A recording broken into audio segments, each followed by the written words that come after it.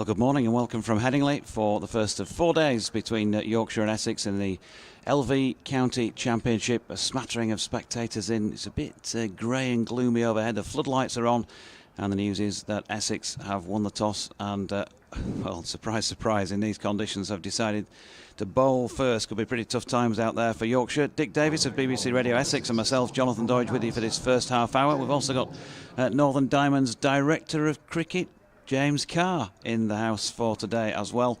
And as the week unfolds, Roland Butcher for the next 3 days as our third voice, and also Paul Newton up from down south to join us. So, Adam Lyth and Finn Bean are the two men out there in the middle for Yorkshire. And it's going to be Jamie Porter opening the bowling for Essex from the Howard stand end. I'll give you the teams in a moment. Let Dick take you through this first delivery. And good morning to everybody. That's outside the off stump, goes through to the wicketkeeper. It's Jamie Porter bowling from the I'm going to get these ends right if it kills me, from the football ground end. Howard stand, it says it on in the middle there. So it does, the Howard stand end, thank you. And the pavilion end, you can call it. And the pavilion end. The Kirkstall Lane end. The old Kirkstall Lane end, yes, but yeah, memories of great days. But others to come. Maybe the next 4 days, who knows. Porter, right arm over the wicket, moves in, bowls. Played solidly, just trickles out on the offside by Adam Lyth. So the Yorkshire team, 2 changes to the side that drew at Old Trafford last week. Matthew Waite is not playing in this one. Matthew Revis back in, and Jack Shutt gets another chance bowling his off spin, and that's at the expense of Dominic Bess. Trying to find out what the story is with Dom. May just be taking another breather, maybe a niggle, something like that. No injury that Otis Gibson mentioned on his post-match interview last week. Porter in again played solidly, trickles out on the offside. So it's Lyth, Bean, George Hill to bat 3, Tom Kohler-Cadmore, Will Frayne, Revis, Tattersall, skippering and keeping wicket, Thompson, Patterson, Code and Shutt. For Essex, it's Brown, A. Cook, Westley, Lawrence, Critchley, Cushy, Rossington, Snater, Allison, Cook S and Porter. Yep, that's it. Big Chef and Little Chef, as they're known, the two cooks, as Porter moves in again. And I thought for a moment that Yorkshire were going to be underway, and Lyth just guides it backward of square on the onside, but it's fielded by Firozi Cushy, who's had a very good game in the last match when Essex just managed, well, I say just managed to beat Kent. They didn't just manage to beat them from the cricket point of view, but because they beat them comprehensively by an innings and plenty, but they just squeezed in victory before the heavens opened at Canterbury. As Porter moves in and bowls, and that's outside the off stump, goes through to wicketkeeper Rossington, who took, I don't know, I haven't got the scorecards in front of me, but also took a lot of catches in that match down at Canterbury. But Essex, and I think it's probably the same to say for Yorkshire, are probably going to finish up mid-table, neither county really in with a chance. Or are Yorkshire still in with a chance of getting the title? You're going to tell me they're always in with a chance. If they keep playing fixtures until about December and quite a few of the opposing teams don't play, then they've got a chance of winning the title, yes, Dick.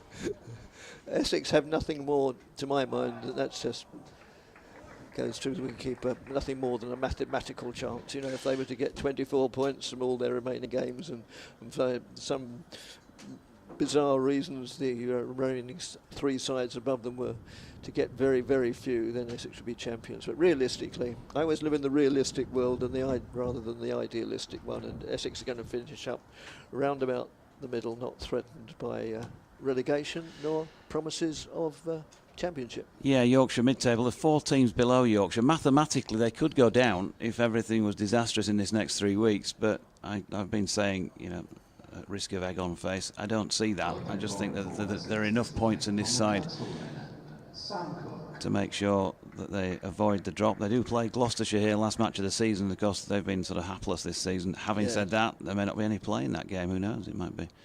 Could be a washout. You can't rely on it. And so it is little chef, Sam Cook, to open the bowling. At this Kirkstall Lane end, as I mentioned, floodlights on. There's a pile of sawdust as well near where the point from which he begins his run-up, and he's immediately going round the wicket to the left-handed Bean. Two left-handers here. Adam Lyth towards one end of his career. He does have an extra 3 years that he's shaken on this time, so he'll be playing 23, 24 and 25 seasons for Yorkshire. And of course an absolute mainstay at the top of the order. And then Finn Bean, who made 441 in a second team game earlier this season, got a contract on the back of that and made his debut last week at Old Trafford in first class cricket. Scores of 42 and 25, and he's pushing this Cook delivery back to the bowler, and there's no run. So not easy, never easy at Old Trafford against those Lankies. Oh. But he acquitted himself well in terms of temperament, first and foremost. And he's got another opportunity, and rightly so this week on the back of that. 4 slips in place, point, big gap through the covers. There's a mid-off, mid-on, mid-wicket and long leg. And Cook in again, and that is dropped into the offside by Bean. And there is no run.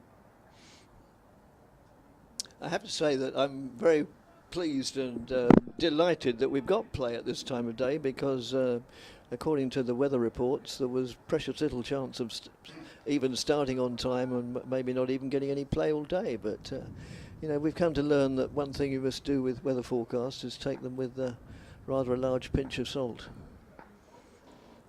Cooking again, and Bean just feeling for that one. It's on the rise as it goes by, through to the gloves of Adam Rossington. Dick just rearranging his false teeth. Sorry, that's right, yes. And the microphone at the same time. But yes, the teeth was the major priority. So 2 to come in this opening over from the Kirkstall Lane end. It would have to be the lowest crowd you've seen at Headingley this season, barring when the groundsman does the rolling. Might be a few less in then as well. Cook's in, and that is Bean just flailing for one again, just wide of off stump. Interested in pushing at that. Good bowling by Sam Cook, who's already found some sort of range here in this opening over. You can get in touch on @Jonathan Doidge. What's your Twitter handle, Dick? Email bbcessexcricket@gmail.com. Or you can have BBC West Yorkshire Sport @gmail.com. Cooking again, very wide on the crease, angles it in towards Bean, holds its line off the pitch, through to Rossington to complete the second over. Successive maidens then to kick this one off. Essex won the toss and put Yorkshire into bat, and Porter and Cook with a maiden apiece. Yorkshire none for none. Yep, very well, not unsurprisingly challenging start for the Yorkshire batsmen, but yeah, they're facing 2 very useful bowlers indeed. Porter maybe not quite the power he was sort of pre-COVID 3-4 years ago, and Cook very much sort of the up-and-coming young bowler. I noticed one newspaper, I didn't read it sort of personally, I didn't buy the newspaper because it's not the sort of paper I'd buy, but I noticed online they're talking about Cook being, that's outside the off stump, the natural successor to Jimmy Anderson. It said, I wouldn't have thought anybody's a natural successor to anybody, but you know, it's praise indeed, and he certainly is a very competent performer. It'd certainly be a hard act to follow if that's the way he's sort of, the fanfare goes out. You know, this is the second Jimmy Anderson. Yeah, it's just those horrible media types trying to create a story out of nothing, isn't it? Awful people. Should not to be trusted. No, that's right. As Porter moves in again and bowls, and Lyth just defends that, and it trickles out on the onside. Adam Lyth, there are certain people on the county circuit, I think, that just command respect. I was almost going to say affection, but maybe that's a little bit strong, but respect everywhere they go, and to my mind Adam Lyth is one of those players, you know. And looking at it from afar, both literally and metaphorically, I think he was unlucky not to get more England caps than he did. Yeah, he did. I told respect for him because he's interested in my horse racing tips. He messaged me yesterday morning saying anything for Donny today. And There's no, an appeal. he's not out. Porter seemed very confident, but on the other hand, Adam Rossington, who dived away and low to his left, when he took the ball, he didn't get too excited about it. So, no. Oh, I keep forgetting we've got the replay. It's just a yard away. I'm not sure if he was actually going to Town Moor down the road, Doncaster, 40 miles or so away, or if he was just interested in watching on telly and having a pound each way on or something like that. It could well be. Obviously gave him a winner, Dick. You know. Well, yes. As Porter moves in, bowls outside the off stump, goes through to Rossington. Yes, the reason I was particularly surprised and pleasantly surprised too that there was play right from the start was that we're starting. I say we come up here with my wife Sarah because it's a nice part of the world to come. So we're making almost a week of it. Although I'm only here for a couple of days, we're staying at a converted farm up on the moors just the other side of Otley, and it was chucking it down last night. And so we thought, oh, what are the chances of play today? But no, it's very good. That's edged for 4. So Yorkshire are underway, albeit somewhat fortuitously. But such is the nature of the game. 4 off the edge, just looking at the replay. Now, I don't think it was ever going to hand. No, it wasn't. It bounced between second and third slip and bounced well before it got to either. So. Yeah, just one of the features of Adam Lyth's play is he tends not to go hard at the ball, so you'll quite often see him, if he does get an edge, they will drop short. Yeah, of course there are occasions when they don't as well. Well, yes. Porter again moves in, all again. Lyth plays and is beaten outside the off stump. It's going to be a tough morning with the It's going to be bat. a very tough morning, yeah. I think I will just adjust my microphone. Did cut off in mid-flow. Yorkshire, by the way, we've seen the sight of Ben Mike this morning. Otis Gibson spoke to me in his post-match interview at Old Trafford on, feels like forever since that match finished, Thursday I think it was. And asked him about bringing in anybody on loan for the last 3 matches just to bolster the ranks to ensure that there were no relegation threat. And he said, well, Ben Mike is not going to be playing for Leicester for the rest of the season, so we're hoping we can sort it for him to come. But he is here. He's not in the side, but he did say that it'd be nice to just get him involved early, sort of join early ahead of his contract starting next year. As Cook is in, and that's pushed into the offside by Bean, and there's no run. And so, yeah, just get him integrated and involved at the back end of this season if they can. Maybe he gets a game in one of these last 3 matches. Maybe he gets a couple of games, not quite sure. But it'll just get him into the Yorkshire ways, if you like, a few weeks early. There'll be the usual pre-season stuff to come during the winter ahead of next year. But he's definitely here on the ground this morning. He's been around with the players down at pitch level. Cook is in. And shouldering arms this time, Finn Bean, who was, we jokingly saying on commentary last week, Finn Bean, first interview after he got his 40-odd, quite a good talker, so you hope he has a long and illustrious career, because you're going to get some good interviews out of that as, as the years wear on. They're still media trained, though. Yeah, they can be clipped. Cook in, Bean drives this one into the covers, but straight to the man who is there. Need to get these Essex numbers down, actually. I'm sure you know them off pat. 29. I might have a card in front of me in my kit bag. We could have a test, couldn't we? Essex numbers. Oh dear. The Dick Davis Don't quiz. ask me. Here's Cook again. Bean thinks about playing at that, then pulls his bat back inside the line.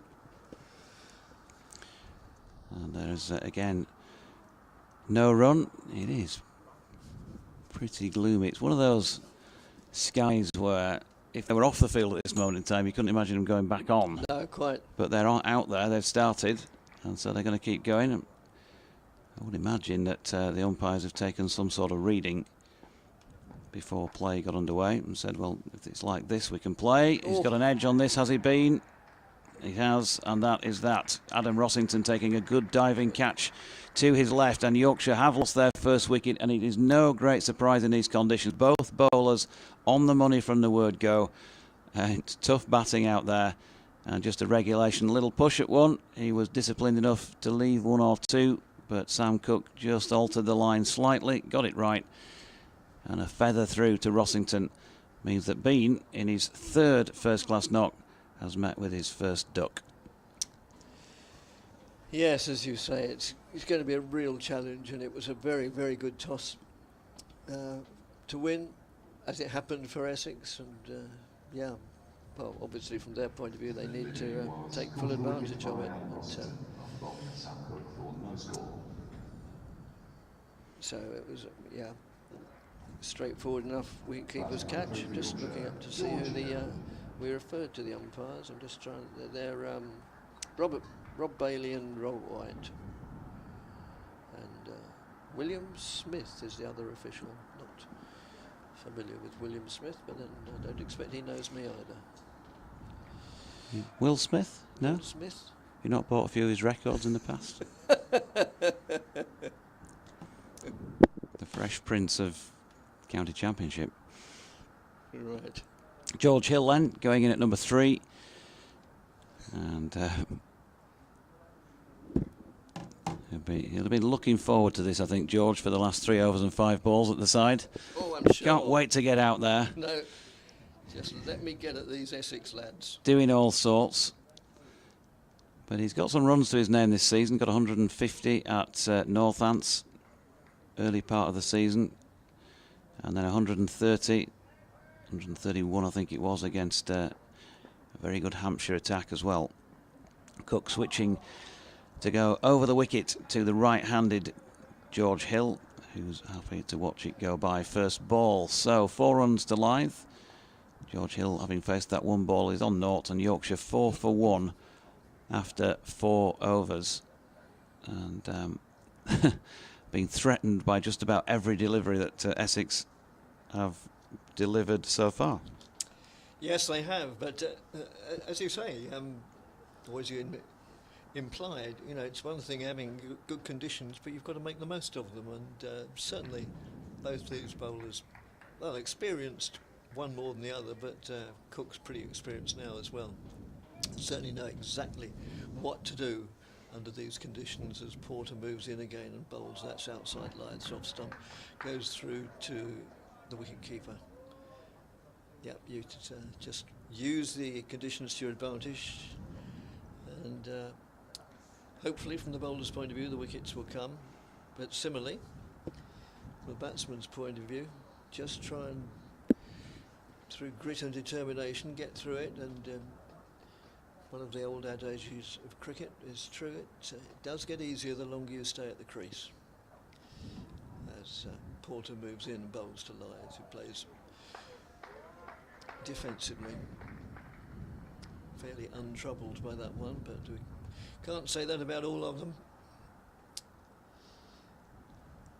As Jonathan said, an understandably poor crowd. In fact, presumably the Western Terrace, whatever it's now called, is not open to the public because there's not a soul there. There are several hundred blue seats over there, but no spectators, so that's obviously out of commission. But even where there are spectators, welcome. There aren't too many who've taken up the opportunity. That's just played backward of square, and it's fielded, and for a moment the fielder, I think it is Allison, didn't know where it had gone, but he soon ascertained, and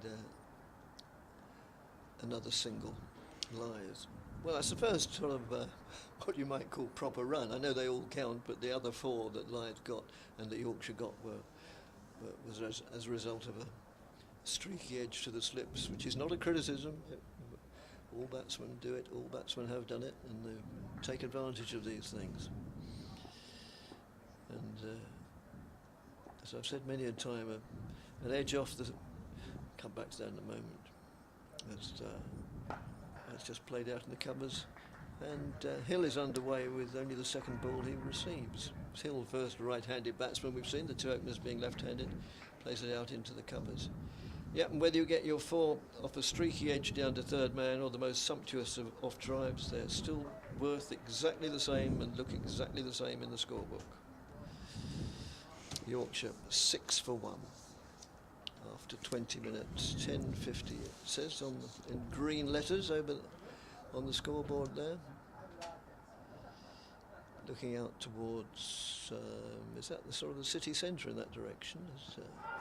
Or even from here it seems a somewhat optimistic appeal for LBW. Roughly speaking, south to the Howard stand, so southwest that way, Yeah. city centre down to the southeast. Oh, right. Okay. Good job I didn't go wandering off looking for the city centre. I'd have finished up. Yeah, if you were going home for a wander, you'd go a long way around if you followed that sort of path, Dick, to the right. Yeah, you'd ended up somewhere like Bristol, maybe something like the county ground in Bristol. I remember the last time I was here, as Porter moves in and bowls. That's outside the off stump, and I think we had an afternoon. It was, there was going to be no play till at least tea time or something like that. So I thought, oh well, I'll get a bus into the middle of Leeds just to have a look around as long as I'm back here by tea time. And we found you in Yates's Wine Lodge, laid on your back. I got on the right number bus. With 3 blondes. It was going in the wrong direction. And once I started going through fields, I said to the bus driver, I don't think this isn't going to the city centre, is it? And I won't tell exactly what he said, but he informed me that it wasn't. Yorkshire 6 for 1 at the end of fifth over. Yep, and Sam Cook going to continue at this Kirkstall Lane end. George Hill right-handed on strike, still 4 slips. Why wouldn't you at this stage? And Cook, a ball that pitches and leaves Hill, but he's able to watch it go by. Seb has tweeted, "Hi Jonathan, do you know if Joe Root's available for either of the last 2 matches, with the test finishing tomorrow?" Well, probably be finished by now, won't it? 30 odd. I was commentating on that yesterday from an off-tube commentary, and disappointing that they pulled up stumps needing 30 odd to win, so probably just about done. Anyway, he's not going to Pakistan, of course, or to the T20 World Cup. We asked the question prior to last week's match. Here's Cook in again. It's spitting, this one. Really did climb off the pitch, but Hill able to leave it. And the answer from Otis Gibson prior to the Old Trafford match was that conversation needed to take place. If Joe wanted to play, sort of thing, and was available, then they'd obviously consider that, but didn't want to commit himself any more to it than that at the time.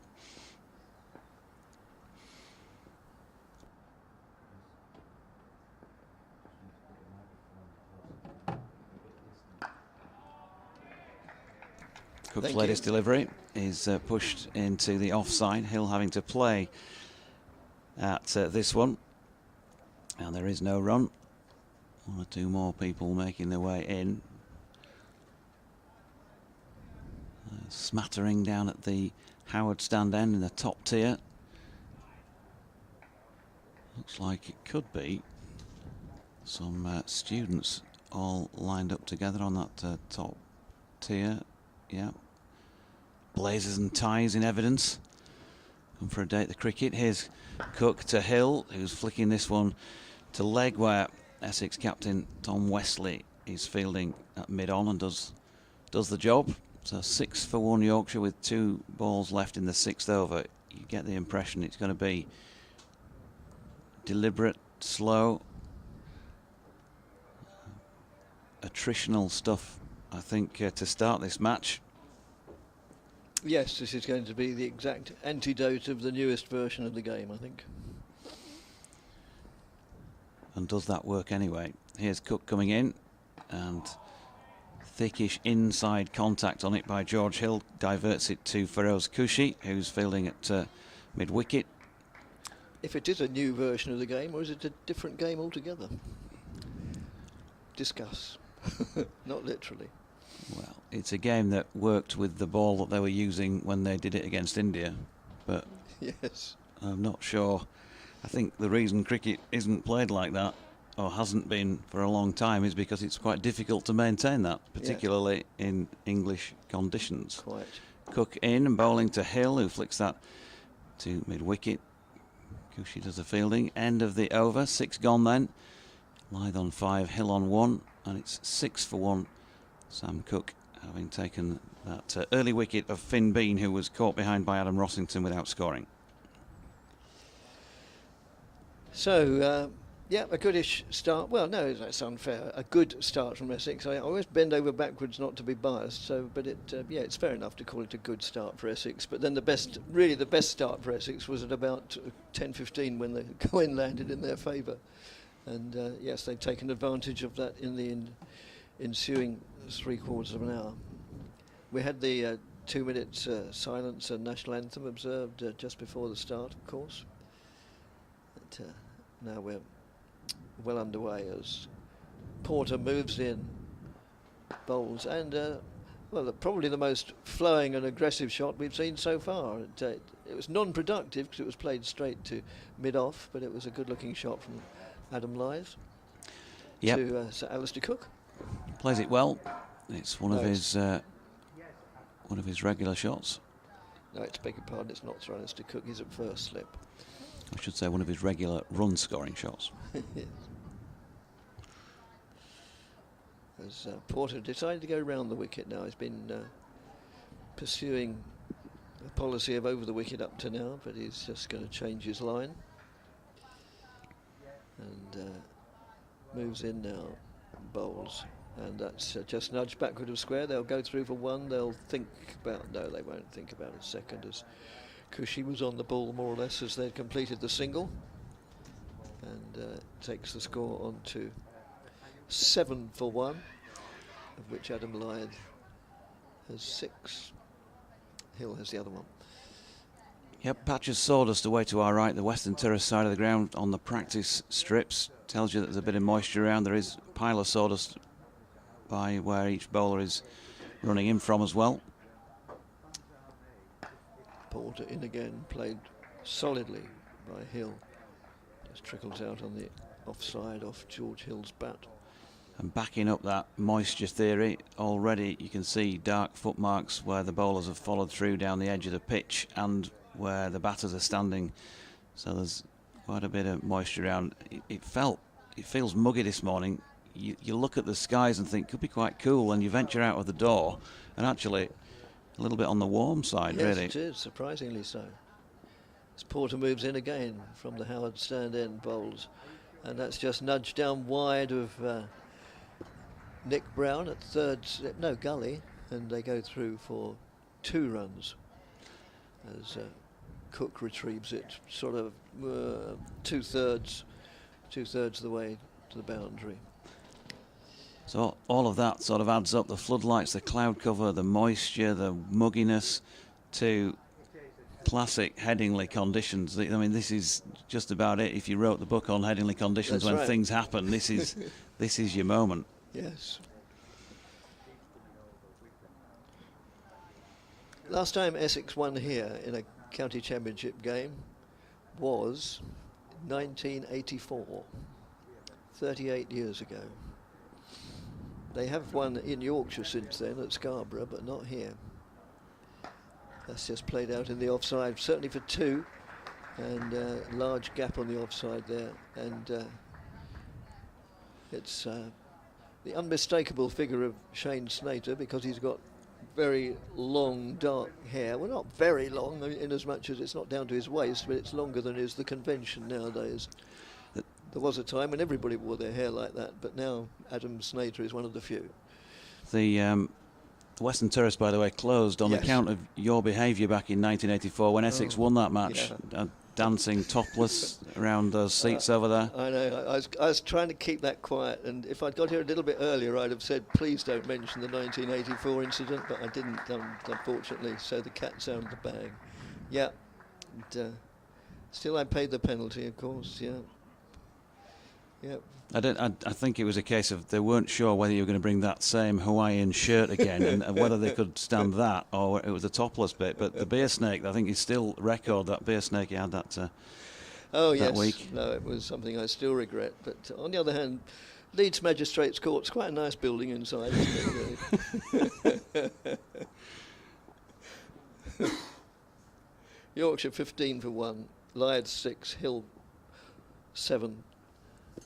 As Porter moves in and bowls to Hill outside the off stump, goes through to Adam Rossington, who has 4 slips and a gully, keeping him immediate company as the over comes to its conclusion. And it's 11 o'clock, and I've done my first stint. I'll go and remind myself where the coffee and tea are kept, and have what I consider, few would, but I would consider a deserved cup of tea.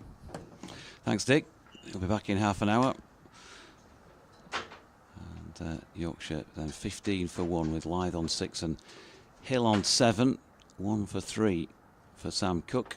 None for 15 for Jamie Porter. But you wouldn't say he's bowled badly so far. Hasn't yet been able to make full use of the conditions, and they very much are bowler friendly here. It reminds me of the game early in the season when Warwickshire were in town.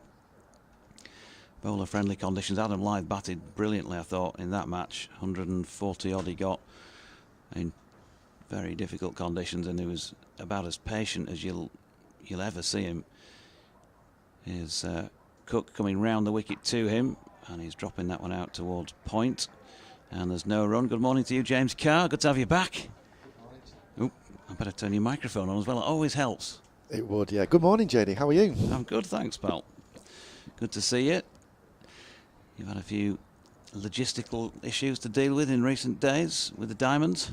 We have. Obviously, there's been a knock-on effect logistically to sport and obviously people's lives with the passing of Her Majesty Queen Elizabeth, but you've got to get on with that. Someone's lost their mother. Yeah, as Cook's in, that's beautifully flicked off his legs by Adam Lyth. That's the reward for a bit of patience in difficult conditions early, because I think that's probably the only real gimme that Sam Cook has bowled so far. Leg stump, and Adam Lyth is not going to miss out on that. They're playing, by the way, quite a long way to the left of centre as we look at it from the Kirkstall Lane End commentary box, so towards the east stand side of the ground, where it is a pretty short boundary in first-class cricketing terms, and a fair bit longer away to the Western Terrace side. Yeah, Cook just strayed onto the pads there a little bit. He's been angling the ball from round the wicket towards that slip cordon, but just strayed a little bit straight there, and that is food and drink for Adam Lyth. Cook again. Lyth just this time gets one that nips back on him, and he's keeling over and trying to play it. Hits him in the thigh pad, no run.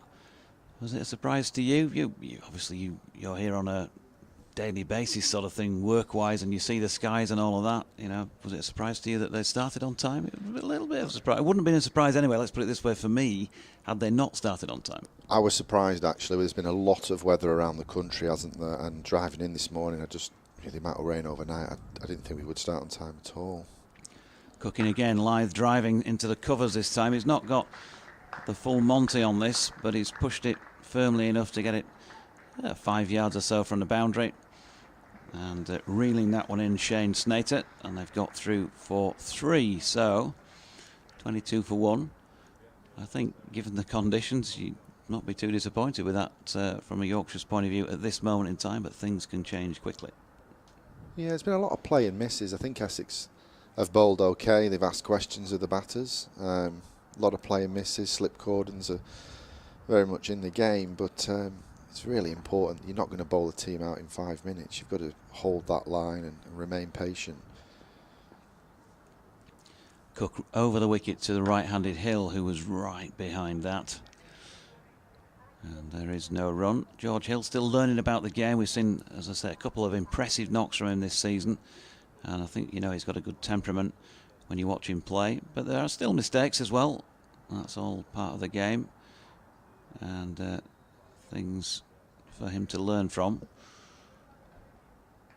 He's very easy on the eye, isn't he? You see him home and away on the road and at home. The home games I'm here working in the office, he's such a pleasure to watch. Yeah, Cook bowling at him here, and he's again solidly behind that, pushing back to the bowler, and that's the end of the 8th over then. Lyth 13, Hill onto 7, Yorkshire 22 for 1. What I would say is when I arrived this morning, I set my laptop up at the desk and I looked out at the ground. I couldn't believe how many sheets there were on the ground. I mean, we're well resourced here. It's a test venue. And the ground was under cover with the mobile covers, but there must have been 8 or 9 sheets that had been removed from this very long square here now. Well, it's not a square, is it? It's from boundary to boundary, isn't it? So a lot of the ground was actually under cover. So I think the overnight rain was able to be moved off the covers quite early doors, which is underneath it's a little bit greasy, but it's not that heavy, boggy outfield that we've been accustomed to at Headingley in recent years. So Jamie Porter to continue from the Howard stand end, right arm around the wicket, full and straight at Lythe here, and he shakes his hands a little bit on that one as it hits the toe of his bat. Mid-off fields. Yeah, never a pleasant feeling, that one, is it? That tingle in the fingers when you've got it right on the toe. Happened to me a lot. On wet days as well, you feel a bit uncomfortable. It seems to happen a little bit more when the ball's not coming on.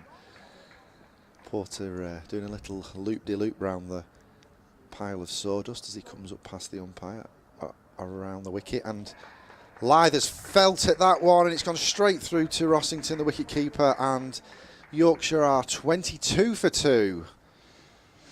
Yep, he's very disappointed himself. Had a waft at the wickets with his glove as if he was going to punch the bails off in anger with himself, because he's been patient early on. Adam Lythe was talking about his patience in that knock against Warwickshire when he batted so well here in similar conditions, but he's just been suckered into playing at one a little wide of off stump with the angle from Porter, and so he's gone for 13 from 25 deliveries, including those couple of fours. Yorkshire 22 for 2, and with the dismissal of their most experienced player with the bat, could be some tough times ahead. Tom Kohler-Cadmore next cab off the rank. Will Frayne, Johnny Tattersall, Matthew Revis, Jordan Thompson, Ben Code, Stephen Patterson and Jack Shutt is the Yorkshire batting lineup, and they're probably all going to need to be somewhere near the changing rooms today just in case they need to get the pads on. Yeah, it's one of those days, isn't it? It's crying out for a really ugly 50 off 150 balls. Take some time out the game, see off this new ball. It was interesting, that ball. He just banged it into the surface a little bit more and seemed to get it to go off the straight. Lythe just feeling outside the off stump, kind of stuck at the crease, and as you say, very frustrated that he's felt at that one, because he knows he could have left that. It wasn't going to threaten the stumps. But that's what happens when you create pressure. Yeah, so 2 catches for Adam Rossington, and you would think that there might be more to come as this morning unfolds. Tough times out there, but they've got to try and find a way, these Yorkshire batters. I think you nailed it before, JD. Very attritional. It's going to be one of those attritional days. A 220, a 230 would be a very good day's return for Yorkshire here, and a couple of ugly partnerships, just grinding down the bowlers, letting the ball go. So it's okay to play and miss at times. Just that calculated battle of bat and ball. As Porter's on his way once again after that wicket, this time right arm over the wicket to the right-handed Kohler-Cadmore, and that's full outside off stump, and that's driven strongly and hard from Cadmore, and it goes straight to the boundary for 4 runs. What a start from Cadmore. Yep, one of his signature shots, that drive through extra cover, exemplified out of play as well, right over the top of it. If you were Jamie Porter, that's probably his morning so far. He's got good conditions to work with. He's not quite nailed it by the comparison to Sam Cook. First couple of overs are okay, next couple not quite as good, and that is not the first delivery you would want to bowl to a new batter, is it, in these conditions? He's just a little bit overpitched. Yeah, very much a freebie, but Porter's on his way again over the wicket, and Cadmore little shimmy down the wicket, and then a solid forward defence, and Porter fields off his own bowling. So Kohler-Cadmore's come out with a bit of energy there. Seems up for the battle. Is he going to do the opposite of what I said and take it to the bowlers, as opposed to sitting in the crease and potentially waiting for one with your name on it? Yeah, down of course to his last few innings as a Yorkshire player on this ground. Cadmore, tall in stature, patting his back now as Porter comes in, and Cadmore pulls away from that one, and the umpire calls dead ball. Cadmore not happy with something there, maybe rushed by the bowler, I'm not sure. I can't believe that Essex haven't won here in 34 years. That's an incredible piece of information. Yeah. Yeah, it was a good stats from Dick. There's a long way to go in terms of this game and a result, but Porter's on his way, and Cadmore pushes forward at a full one there, and you can hear the oohs and ahs and as he plays and misses. Bit of gardening from Kohler Cadmore, just looking at the pitch. It looks like a very similar pitch actually, albeit it's been undercover of the pitches that Andrew Fogarty has produced all year. You know, straw coloured, very hard and flat. There's always a bit in it early doors at headers, isn't there? But the one thing I've noticed is that the footholds are very dark, which suggests a bit more moisture. As Porter's in, right arm over the wicket, and Cadmore pushes forward once again, and Porter fields off his own bowling. That concludes another over. Yorkshire are 26 for 2. Yep, bit of extra moisture, and therefore just that allows the seam to just maybe make that dint, just a grip, just to move a little more than it might do if it was a bit more placid. And conditions overhead suggest that that moisture is going to take a fair old amount of time to come out of the pitch. Sunny day, yeah, that's going to help things and speed up that process. But today, no, heavy skies and moisture in the air. Just saying that heavy feeling when I came out of the house, got in the car this morning, and noticeably thought, oh, it's warmer than I thought it would be.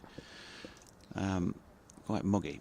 Yeah, it's 18 degrees, which isn't particularly warm, but when you do go outside, it hits you that it's quite sticky. So here's Cook continuing, Sam that is, from the Kirkstall Lane end, the right-handed George Hill, dropping that into the leg side, and Cushy doing the fielding. Both right-handers now. Yorkshire, of course, opening with both lefties, but they've both gone. If you're joining us of more recent moments, Finn Bean was out when the score was on 4. He didn't make any, unfortunately, today. 11th ball, he was out, caught behind by Rossington off Sam Cook. No major criticism of that dismissal, I don't think. He just got a good delivery and was human and just had a little push at it. Cook in, and that's turned into the leg side this time by Hill. And Cushy doing the fielding again. There's no run. Adam Lyth probably more disappointing because he'd seen himself through 25 deliveries. He'd got some runs on the board. Still wouldn't call it a rash shot. It was just a good delivery again, wasn't it? Angled in. And even a player of his experience gets one. He could have left it on length, line-wise possibly, but just a little nibble at it. Yeah, and I think Porter found what you would call his elite length for that delivery.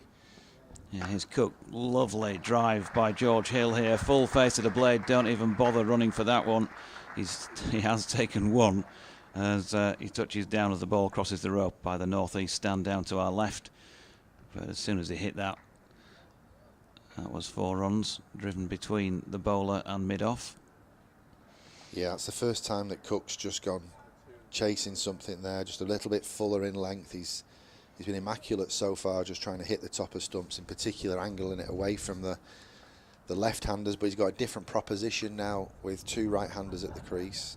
Doesn't look like he's as comfortable at taking the ball away from the right-handers as he is the left-handers. Cook goes short this time. There we go. He's a bit of frustration perhaps from the ball before. I'll just get you on the back foot again, George, and he bounced him well over his head. So we're mentioning the respective positions of these sides. Essex are in 4th place. No chance of them going down really. They're safe, but nor can they win it. Yorkshire in 6th place, 4 points behind Northamptonshire. Before they started this one, Yorkshire have got this plus 2 more matches to play, as have Northants, and indeed today's opponents Essex. Cook in again. Hill working this one just backward of square. and will pick up a couple of runs, taking him on to 13, the total to 32 for 2. Just feeling like it's getting a little bit brighter perhaps this last delivery or two. Maybe that's just an optical illusion. Yeah, it does feel a bit brighter. The forecast was interesting. 1 hour would be like low percentage rain, the next hour very high percentage rain, which I hope is not the case, because we'll be on and off all day. But it's exceeded our expectations, the weather so far this morning. England making fairly short work of South Africa. They've lost a wicket, but they need 19 more to win now, that's all. 33 I think it was overnight, as Cook's in and Hill pushes into the offside to complete over number 10, with Yorkshire at 32 for 2. Elsewhere around the world of county cricket, let's have a look at what's going on early doors at Northampton. Northants were put into bat by Surrey and have made a good start, 42 without loss after 11. At Edgbaston, Somerset 11 overs in, a 12 for 1 against Warwickshire, and that's a pretty vital game looking at the table. Somerset's, of course, third from bottom. Warwickshire, champions last year, second from bottom, so plenty on that match. Sussex in Division 2 struggling at Hove, 16 for 4, having chosen to bat as well against Worcestershire. More in a moment. I'll leave you with James for this delivery.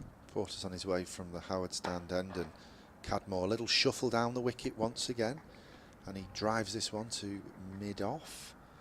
Cadmore looks busy, a bit like what we've seen from Ben Stokes in recent months. Just a little shimmy down the wicket, getting at the bowling, not letting the bowlers settle.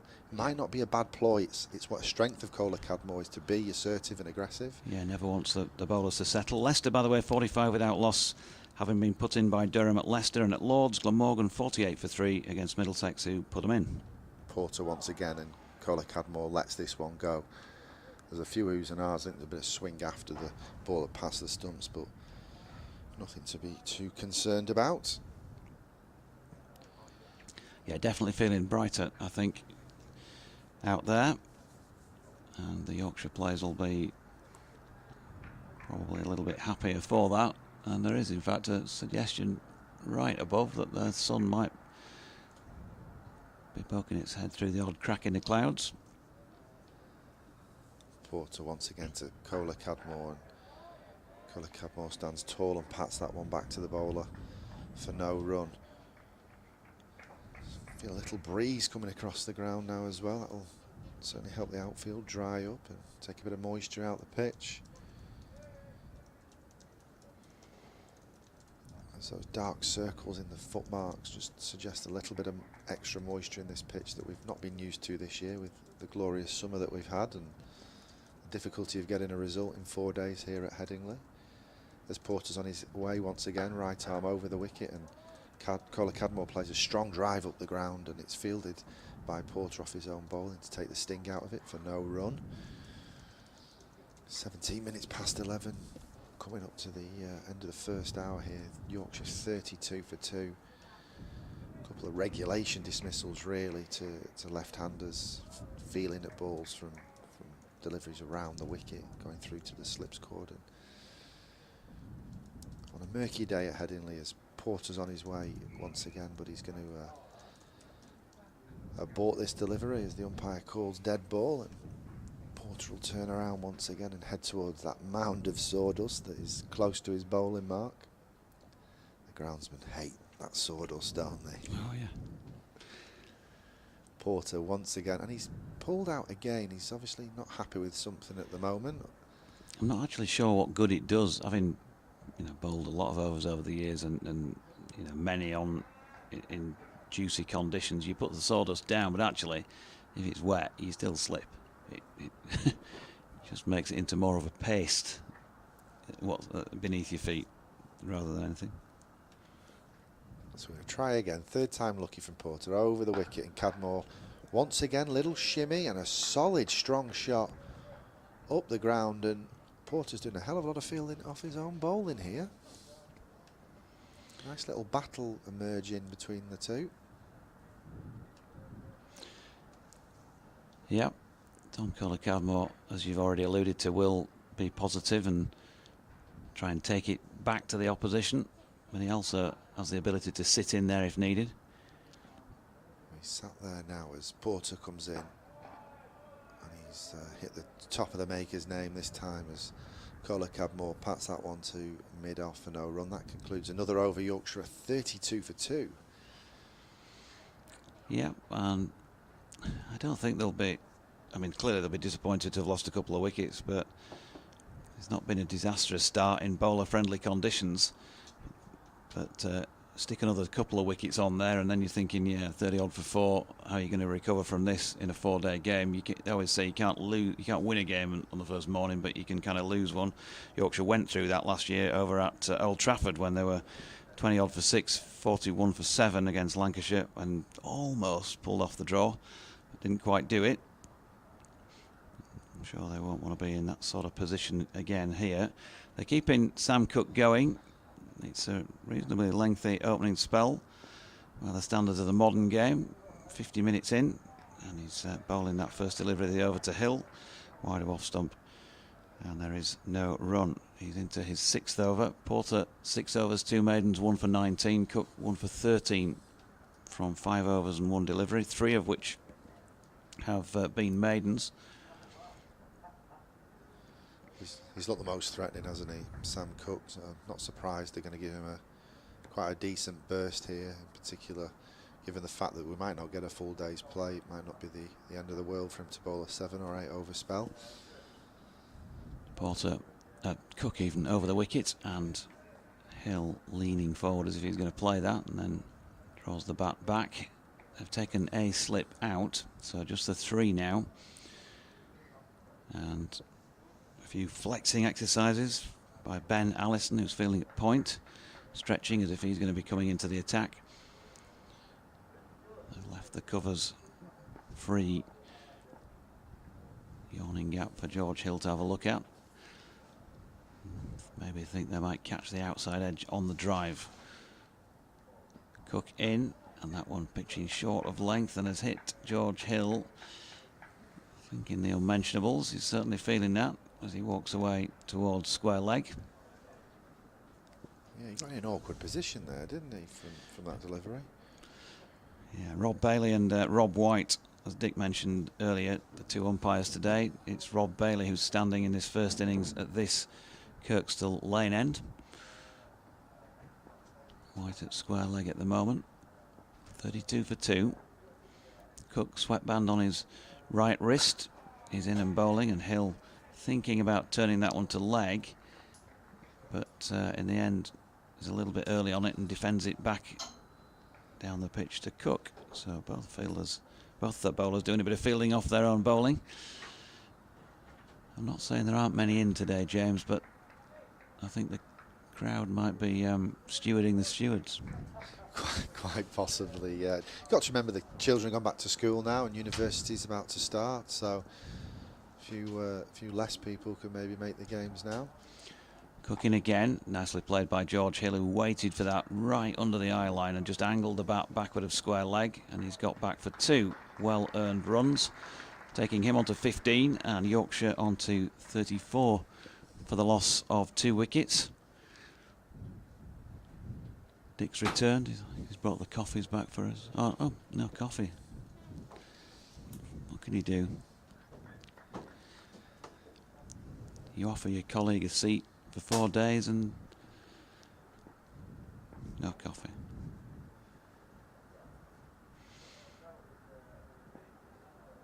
Cook coming in again past umpire Rob Bailey, right arm over, Hill right over the top of it to block the last ball of the 12th, with Yorkshire at 34 for 2. Forever Dormo says, we start this game in what seems to be a different world to the one we inhabited when the players left the field at Old Trafford in the Roses match a matter of days ago. After some quiet reflection, we must now get on with what the world has to offer us from here. Thank you, Forever Dormo. Yep, cricket continuing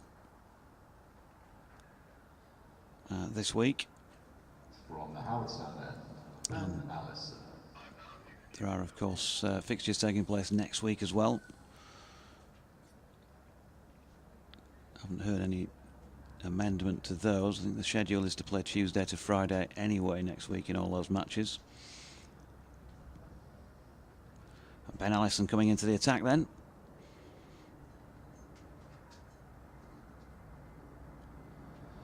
What can we expect from Ben Allison, Jonathan, in comparison to the openers we've just watched?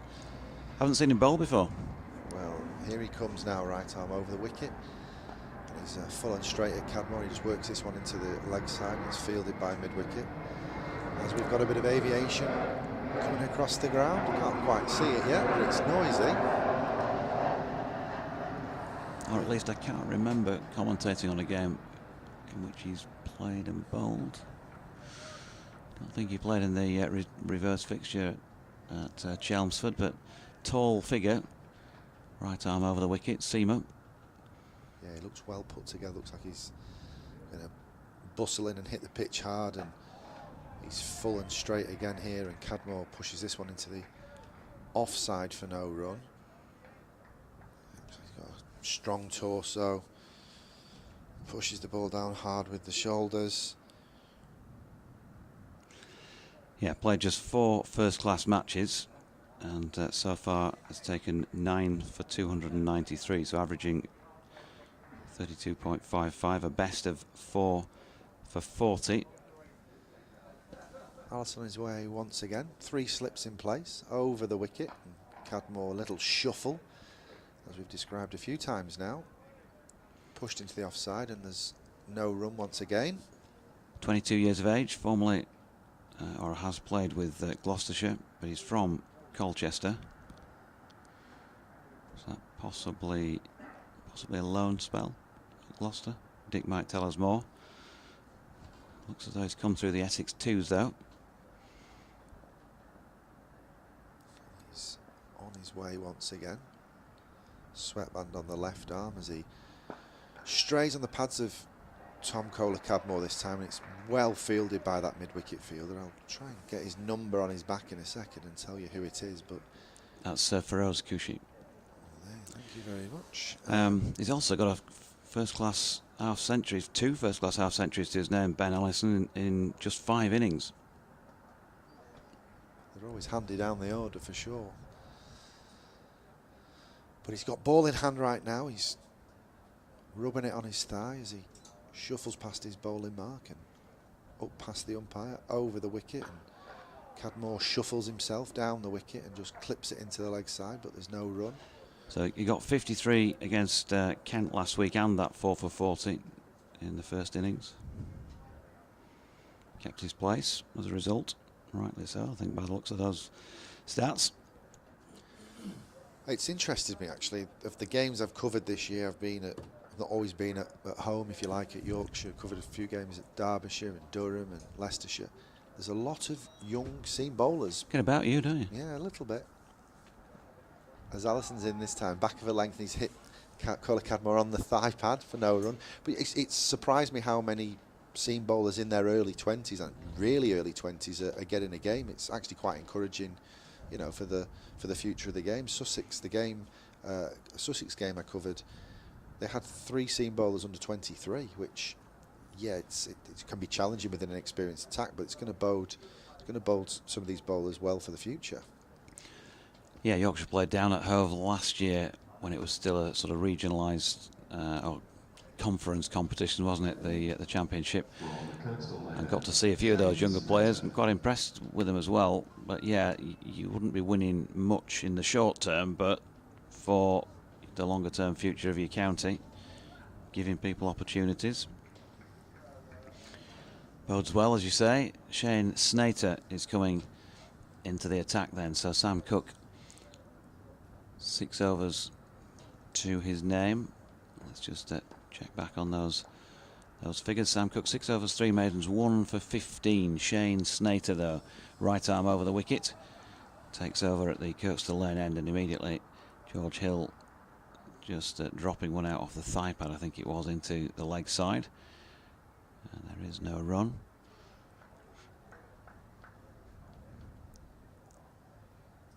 Snater did well against Yorkshire down at Chelmsford. A little purple patch with ball in hand. Shirt hanging out, number 29 on his back. And his dark mane flapping in the Headingley breeze as he bowls a short one here to George Hill, who just picked that up, swatted it away through the offside dismissively. Don't bowl that at me, thank you very much, Mr. Snater. Yeah, 4 runs. That's a throwdown, really, in these conditions. You certainly don't want to be feeding cut shots and pull shots at this stage of the game. You've got to get the batter coming forward and challenging the outside edge of the bat. A few bat twiddles from George Hill. Feeling a bit more comfortable about life, but wouldn't want to give it away now he's got going. He's on 19 at this moment in time from 29 deliveries. He's been out there just about 3/4 of an hour, and he's pushing this latest one into the offside, where number, I think he had 24 on his back there, did he not? Fielder. Not on my list if he did. Yeah, 24. Aaron Nijjar is out there as a substitute then at extra cover.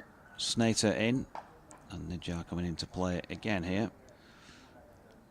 Fires that into the gloves of Rossington. No run.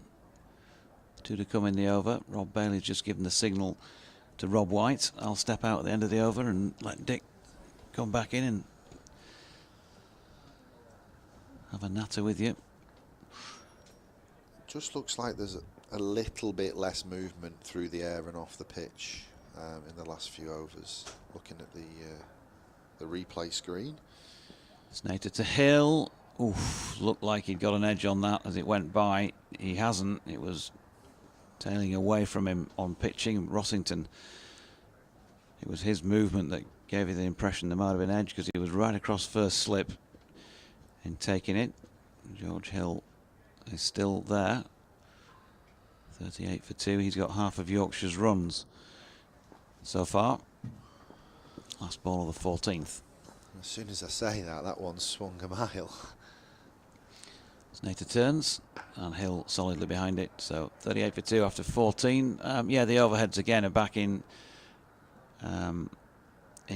what, control, if you like, overhead. The sun just up to our left was threatening to break through for a little while, and it got a little bit lighter, but yeah, it's darkened down a bit now. So I'll step out, leave you with a few words from James. The next over's commentary from James, and Dick will take over from me. Thank you, Jonathan. Yes, so Yorkshire 38 for 2. I think overall it's honours even after that first hour. Definitely a good couple of breakthroughs for the Essex bowling attack. But Yorkshire just seem to have steadied the ship here a little bit. Cadmore looking very proactive at the crease, getting out at the bowling. Hill as compact and elegant as ever, as Allison is on his way over the wicket, and this one goes down the leg side, and a good bit of footwork there by Rossington to stop the ball going for any byes. As we welcome Dick back into the chair. Whoops, thank you. I've only been doing this job 28 years, and I forget to switch the mic on. Yeah, well. Allison at the top of his mark. From the Howard stand end up past the umpire right arm over the wicket, and there's oohs and ahs as he hits the maker's name there of Tom Kohler-Cadmore, pushing forward.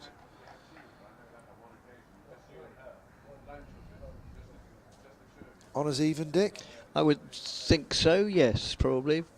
38 for 2, yes. Yeah, but I mean, it's a statement of the obvious, but I mean, it's clearly batting's not easy, so yeah, 38 for 2. Maybe Essex will be slightly happier, but not much in it. Allison once again to Tom Kohler-Cadmore, who tickles this one into the leg side and scampers a quick single. Yeah, I was impressed with Sam Cook. He made good. some serious inquiries of the two left-handers from round the wicket, tailing the ball away late. Oh yes, he's a useful performer, certainly. But yeah, also as regards whether it's a good position or a bad, I mean, conditions aren't going to improve over the next 4 days, are they? It's all going to be like this. You know, we're not suddenly going to get back to, you know, temperatures up in the 30s and sunlit skies. Allison once again down the leg side this time, and it's been clipped off the hips of George Hill for 4. I'm just going to check the umpire's signal. It's been given as leg buys. Keeps the Yorkshire scoreboard ticking. On to 43 now for 2 wickets. Yeah, that's why I think it's quite interesting the way Tom Kohler-Cadmore's come out. He's not been, you know, over exuberant. He's just taken a step down the pitch and getting out to the bowler. Saying to Jonathan earlier, similar to what we've seen Ben Stokes do in Test cricket. Yes, just makes the bowler think. As Allison's on his way once again, and Hill's very compact as we've been accustomed to watching this season, and there's no run. but I mean, you would obviously know better than I do. But I mean, I get the impression from from having watched county cricket all these years, yeah, that is the way that Kohler-Cadmore bats, isn't it? Yeah, it is indeed, and play to your strengths. You know. Yes. We all know if you kind of just stick in there, you're going to have a ball with your name on it. So I think it might just be the perfect weapon to weather the storm, really. Yes. So Allison right arm over the wicket to conclude this over, and George Hill just pushes that one down the ground for no run to mid-on. That's the end of another over from Allison. Yorkshire 43 for 2. So we've had our first email of the day from the Grumbler, who writes a splendid blog, is it called? I'm not quite sure what these things are called, but anyway, it's a very, very, very readable weekly electronic publication. And he says, just taking up your point about Sam Cooke being chosen for England, well, I think I said being seen as the next England player. I sense this is his moment. He's in form, being talked about, did well for the Lions, etc. Just turn down the mic a little bit, otherwise it's popping a little bit, as they say in the trade. Porter was in similar situation. Come back to that after in a moment. As Snater moves in, bowls, and play and a miss, just pushing forward there, and it goes by outside the off stump through to wicketkeeper Rossington. Porter was in a similar situation and got in a full England squad, I believe. But then the moment passed. It seems that selectors refuse to accept that players can change and improve in mid or late career. Either they get in early or they are overlooked, as we're obsessed with the next cab off the rank. Be very interesting. Hold on, just Snater. That's just played solidly, defensively, but with great control, just pushed out into the offside. It'd be interesting to ask Jonathan about Adam Lyth, who got in and was then dismissed despite evolving as a player. As regards the Cooke business, I mean, you're in the sort of the administration of this game. I think, as he often does, this chap Richard, who knows him, who's known as the Grumbler, makes a very good point. They do seem to be obsessed with this next cab off the rank business, don't they? And if that cab proves to get a puncture or something in one of the first journeys, then he doesn't really get another chance. Yeah, well, we're in a very interesting place, aren't we, in terms of... Sorry, we do promise to describe every ball that was just played back point on the offside.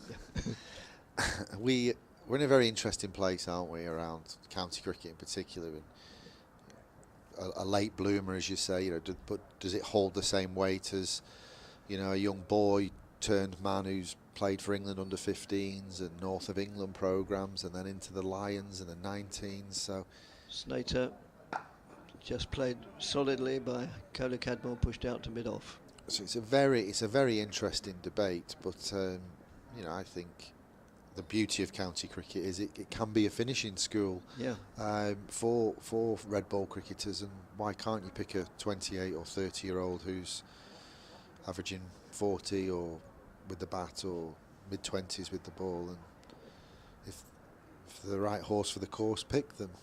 Yes. As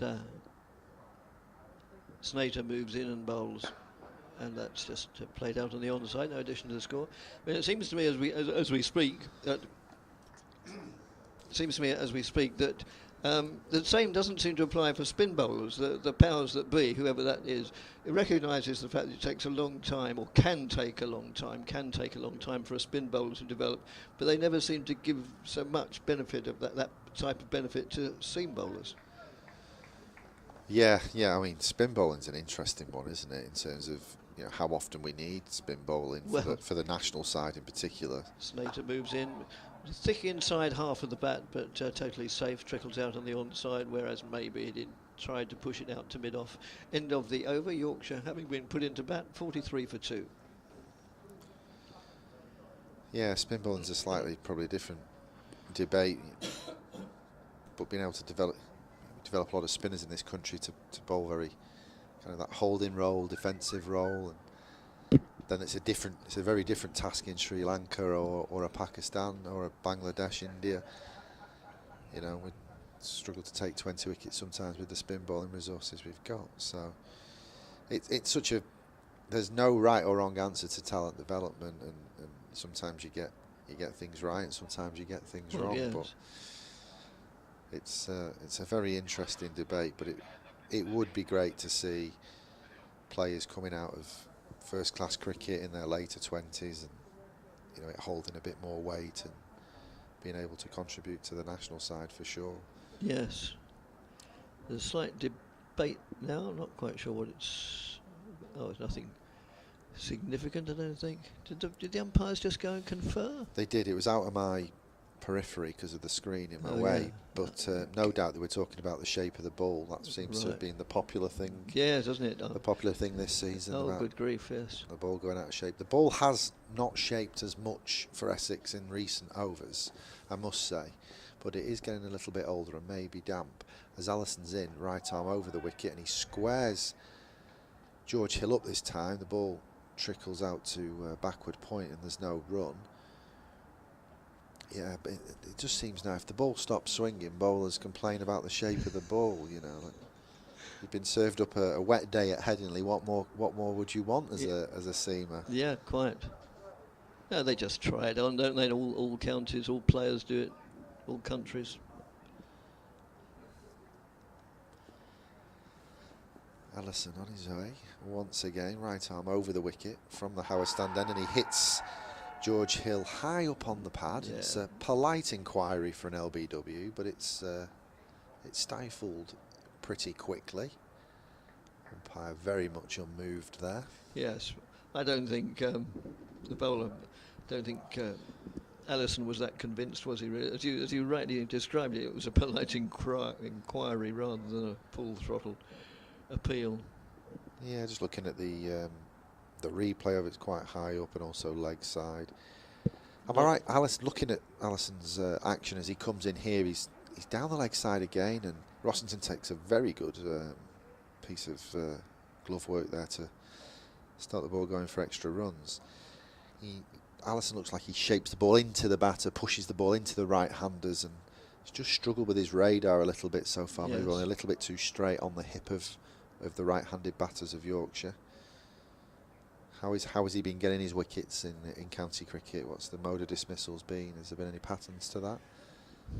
Well, because he hasn't actually played that much Championship cricket this season. Really, he had a very good game down at Canterbury in the last one, but I don't think, in all honesty, he's played enough for us to form a general opinion about him in that respect.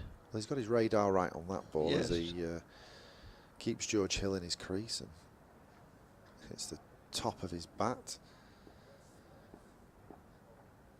He's turning again from the Howard stand end. He's got a lovely stride about himself as he bustles in, and this time gets an inside edge into the thigh, and then it goes through to the slip cordon along the ground, and there's a hand on head from Allison. He's got his radar right the last couple of balls. Yes, he has, yeah. Went to Critchley in the slips. He looks a good prospect though. He looks athletic, strong action, strong shoulders, gets through the quick crease, the crease quick, yes. And hits the pitch hard.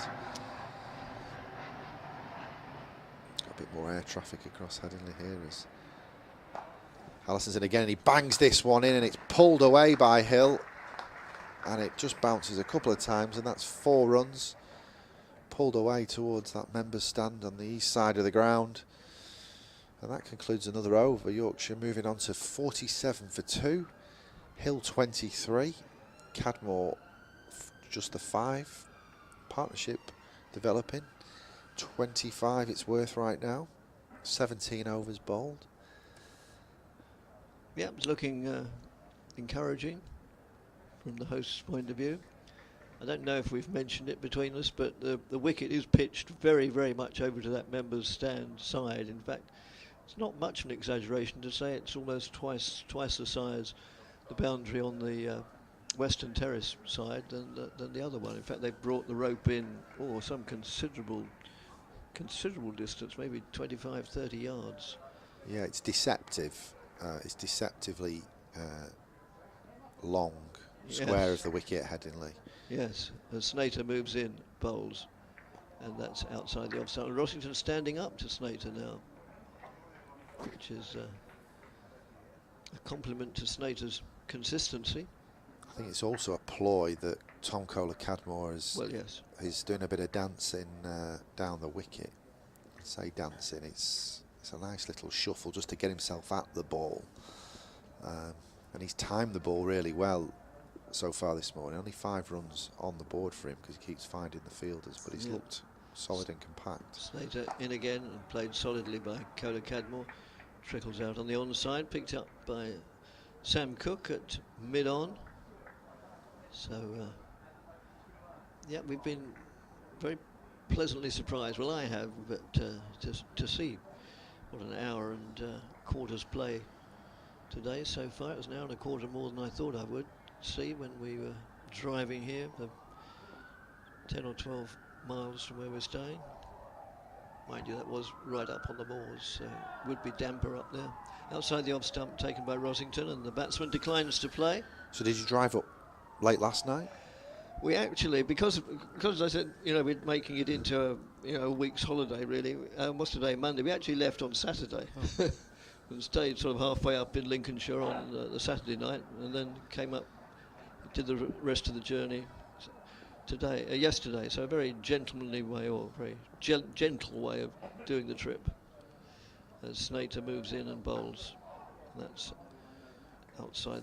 Just played defensively, trickles out on the onside, picked up by Adam Rossington. I drove back from Taunton last evening, and generally the weather was.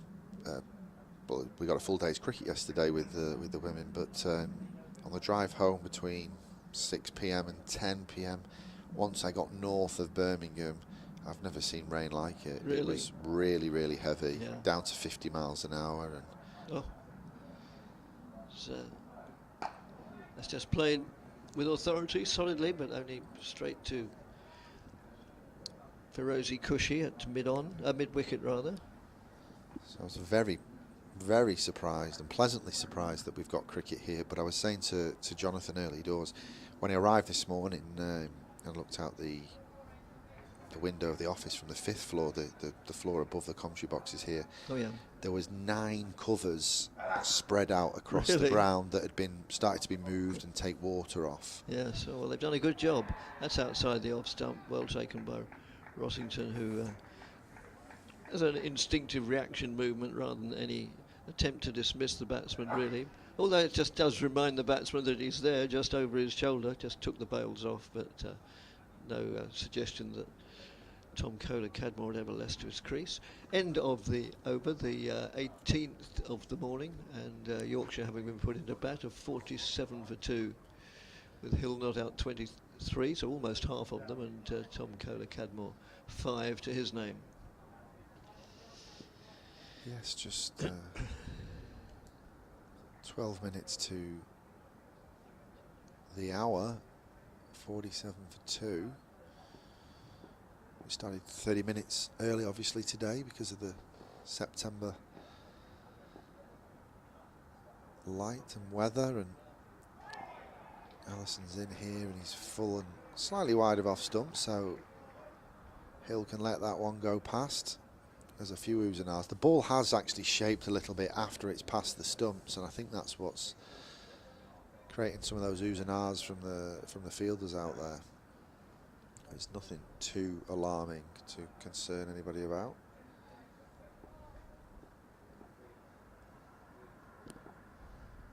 George Hill tapping his bat as Allison's up over the wicket. Just straightens his line on this one, and Hill stands tall in the crease and just tickles it straight mid-on for no run. He's a very tall man, isn't he, George Hill, so he can kind of let the ball come onto him a bit and stay in the crease a little bit. He looks to play the ball very late. When he times it, he's very elegant. Allison once again from the Howard stand end and bangs this one in and gets this one to rise a little bit more than the previous delivery. And Hill stands tall once again, and Allison has to field off his own bowling. He's just got a little bit gloomy again.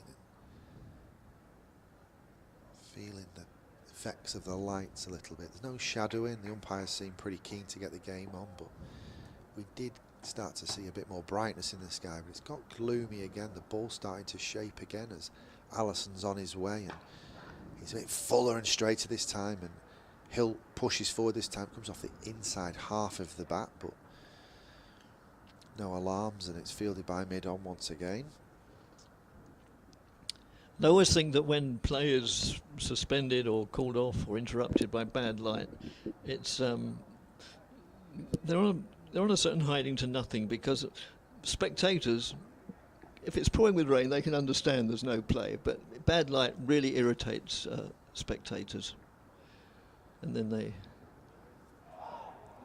Allison once again over the wicket, and Hill lets this one go from back of a length, and those oohs and ahs are because the ball shaped, as I just described before, late after the ball passed the stumps. And you'll hear, under those circumstances, when people go for bad light, you'll hear people discussing on the terraces, because a lot of people who come and watch cricket, like myself, formerly played club cricket. I played for donkey's years, and loved every second of it. You can hear them sort of nudging and discussing. Come back to that. Allison once again over the wicket to George Hill, and wide outside the off stump, and it's left, and that concludes another over from Allison. Yorkshire 47 for 2. And they'll say, bad light. Do you remember in our day, sometimes we'd play at 8 o'clock at night by the light of the street lamps, Well, yeah, and we did, yes, because for a start we weren't getting paid for it, so it was our hobby, so we wanted to partake of it as much as possible. But also we weren't facing bowlers capable of bowling 90 miles an hour or more. So it's rather a different kettle of fish altogether. Yeah, it's nonetheless, I can understand. In fact, I shared their frustration at times, particularly when I'm not commentating. But it is frustrating from a spectator's point of view, but perfectly understandable looking at the broader picture. The Snater moves in,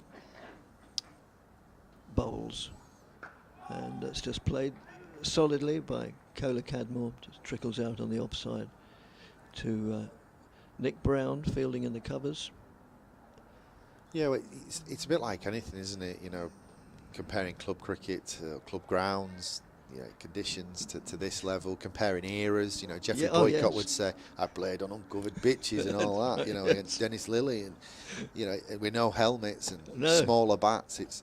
It's a great debate, but there's no right answer for it. Oh, good Lord, no, of course there's not. But that's outside the off stump, taken well again by Rossington. But nevertheless, it's one of those things that is almost the folklore of cricket. If crowds didn't have something to talk about during breaks in play, then it would be sad. It's one of the reasons they come, isn't it? It's not just to watch. I mean, that's the whole thing about when you come and watch county cricket, particularly championship cricket rather than one-day version. It's a social occasion as much as going to watch a sporting event. Well, maybe not as much, but almost as much. It's an important part of it anyway.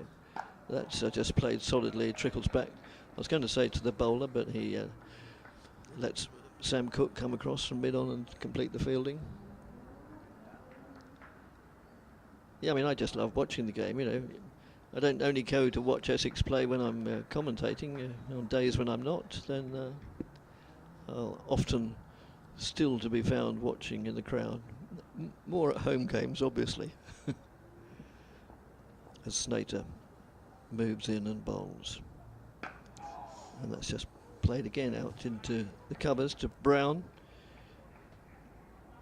who's now fielding more like extra cover than cover. Another aeroplane comes into Leeds Bradford, which is not too far from where we're staying. Where we're staying, we have a little balcony outside our room, and we were sitting out there last night having a cup of tea, or it may have been something stronger. And now and again the aeroplanes went over as Snater moves in and bowls. No doubt you can hear that one going over. It's the first one we've really heard, I think. It's played out to mid-off. Having to shout to make myself heard above a jet aircraft.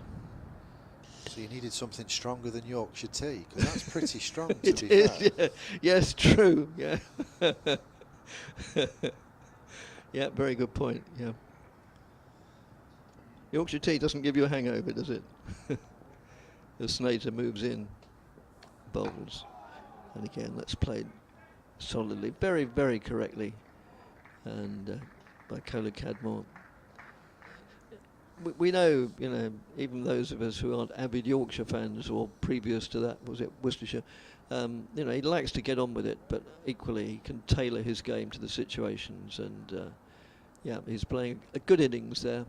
Okay, he's only got 5 to his name, but he hasn't been out there as long as Hill, who has 23. But yeah, he's looking as if he's in for the long haul, as they say. He looks very comfortable. He doesn't does. He's been positive in defence as much as he's been an aggressive, you know, looking to score. He's just been, other than that 4 that he got first ball, which was a half volley, he's just looked really positive and proactive in defence. But it's Hill on strike now to the bowling of Allison, and he sprays that one down the leg side, and Rossington scampers across and takes that one, so there's no extra runs to the tally. So you work with the Yorkshire Diamonds. We were saying off air beforehand, you mentioned the Sunrisers, which is the side that you know, based in Chelmsford. I was saying that you know, they haven't had a very good season, but you know, just to give Essex listeners a little bit of encouragement, you were saying the future for the women's side in and around Essex looks quite promising. Come back after this. Allison in again, and he's hit Hill high on the pad. It was slightly more of an inquiry than the previous gentle one. A better shout than the previous one, yes. But it did look high, it did look leg side again. But they were more interested this time, were the Essex pack. Yeah. But the umpire is unmoved at the Howard stand end. Yeah, the Sunrisers. Sunrisers, yes. It's going to be a sweeping statement or a generalisation, really. But I think what we're seeing now from these regional academies that sit under the senior teams is players graduating into senior cricket. And it's been really encouraging as Allison's in once again, and Hill lets this one go outside the off stump. And what you're seeing is a lot of academy players that have been on the programme for a couple of years now start to make the grade and come into the senior squads. And you're seeing players from the senior teams go on for England honours at England A level and even getting full caps. It's obvious for everyone to see that the Sunrisers have only won one game, I think, in 2.5 seasons. Yeah. But I genuinely do think that the future is bright for them long term. As Allison's in once again, and he causes a bit of a false drive from Hill there, who gets a bit of a thickish inside edge, but it goes in front of the wicket. So yeah, you know, don't want to kind of blow any smoke up anybody or my colleague Danny Warren at the Sunrisers, but I genuinely mean it. You know, I went to the Academy Festival at Shrewsbury School back in the summer holidays, and Sunrisers were a strong side, and they got some talented athletes coming through. So we're still developing the women's game from the ground up, and it's a long game. And Allison's in once again and down the leg side. Rossington clean with his gloves as ever. So yeah, I don't think you should judge anything in the women's professional game. You know, judges in 2030, and that's a long way away. But we only started this project of transforming women and girls cricket in the year 2020, which was obviously during the backdrop of a global pandemic. But if you want to take stock of where the women's game is. You know, we can talk about it, but really judge us in a decade and where we take the women's game then. As Alison's in and back of a length this time, Hill clips it into the leg side. There's no run. Mid-wicket fields that one. Yeah, it's really enjoyable working the women's game. Yesterday our captain got 131. It's a maiden century in List A cricket, and it's such a rewarding job to have. But we want to take 15-year-olds now when they're 25. Well, it takes 10 years. Yeah, you know, so you're not the consummate professional you are without all your years of experience. You know, it's so you do have to be patient at times, and I do wish the Sunrise as well in terms of their future. Well, if you can carry on talking, because we're just going to have a little bit of a double swap here, which is beyond the comprehension of me. No problem. We've got a change actually from the Pavilion end, or the Kirkstall Lane end as it's known. So we've got Sam Cook coming back for a burst on the stroke of midday, right arm over the wicket, and Tom Kohler-Cadmore is forward in defence, and there's no run. I might just hand over to Jonathan Doidge, and he might call the rest of the over. Thanks, James. Early lunch for James. He can go bag the sandwiches for us in the press room when they come in, because those vultures in there, they'll be all over him like a rash. It's a 47 for 2. Hill 23, playing well, as is TKC, to be fair. He was approaching this in a very positive fashion, despite the fact that there's just 5 runs against his name from 38 deliveries. He's been watchful, but also still looking to take it back to the opposition. The skies been out of the room for a little while, but they're not bad now. It's been a little darker at times earlier in the day. Still trying to find out what the situation is with regard to Dom Best, by the way, folks. I know quite a few of you wanting to know what the situation is. They're not playing in this match, as that is down the leg side by Cook, and not reeled in cleanly by Essex wicketkeeper Adam Rossington. So it's down towards fine leg off the Kohler-Cadmore thigh pad for a leg by, 48 for 2. Haven't heard yet what the official line is on Dom, whether he's just being rested, whether there's an injury. We hope, of course, that it's not a reoccurrence of anything to do with that sickening looking blow he took to the head at Scarborough a few weeks ago, when he was hit on the back of the head by a ball thrown in from the outfield that he wasn't expecting.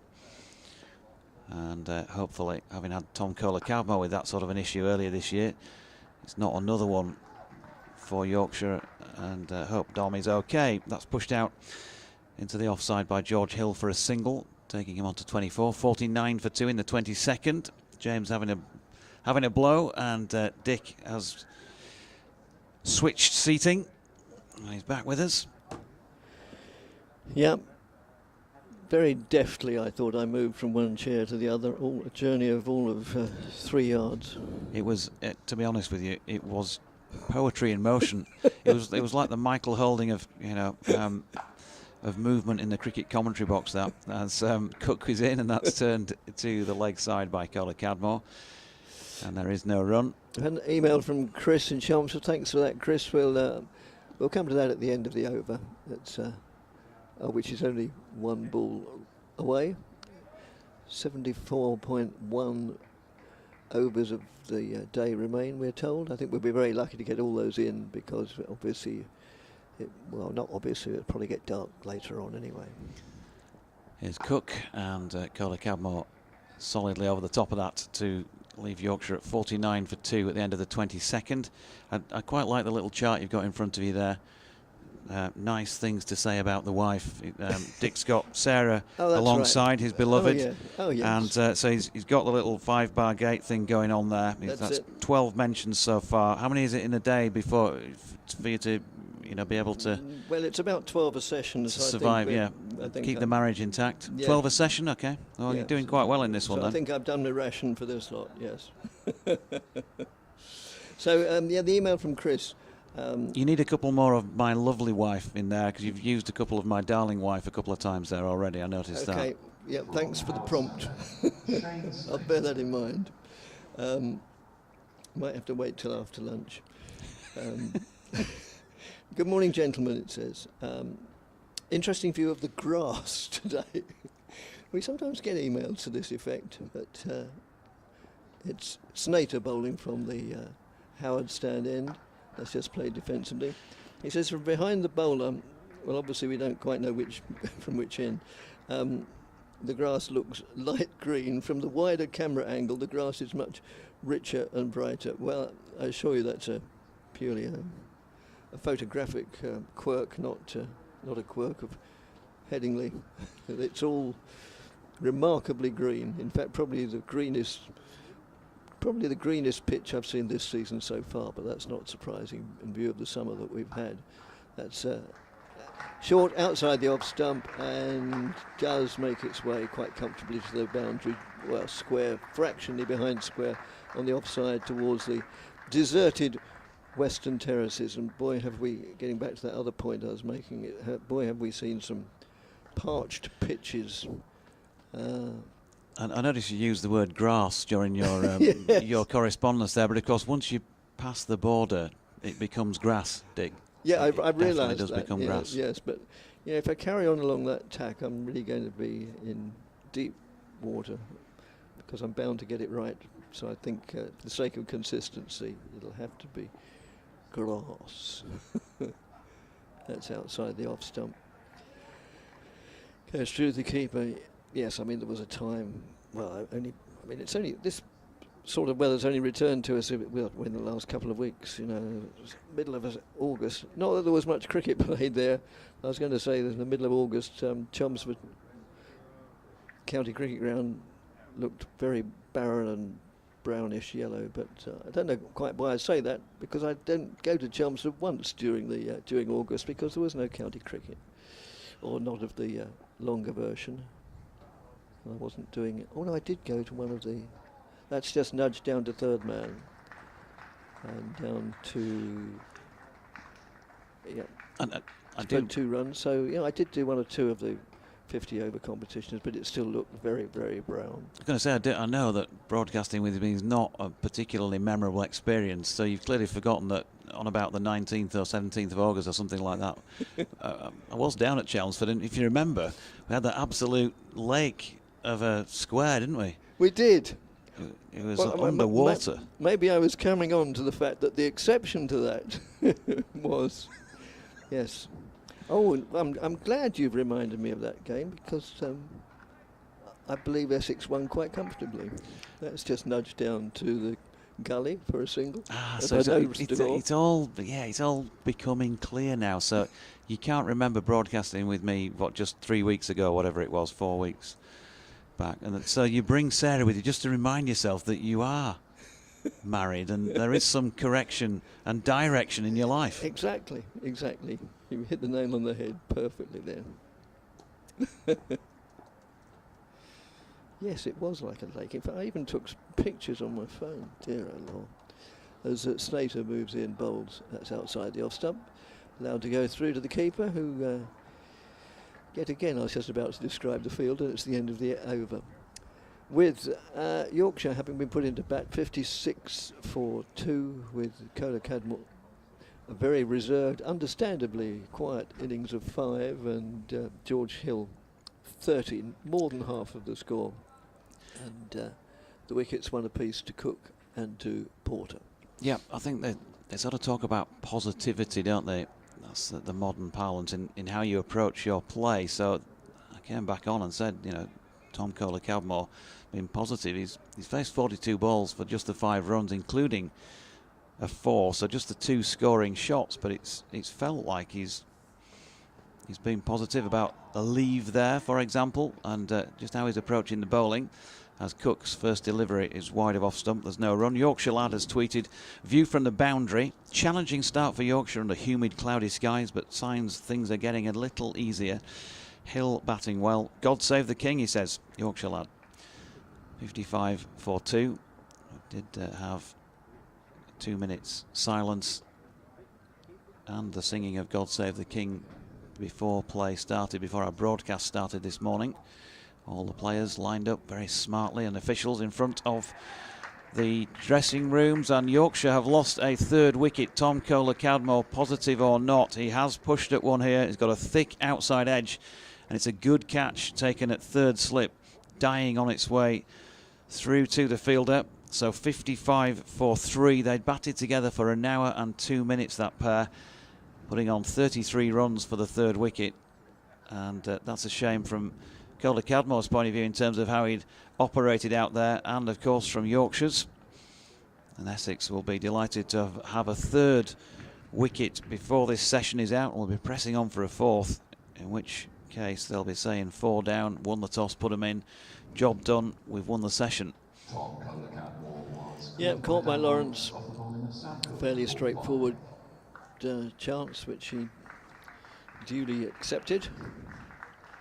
So, yeah, very unusual sort of innings from Tom Kohler-Cadmore.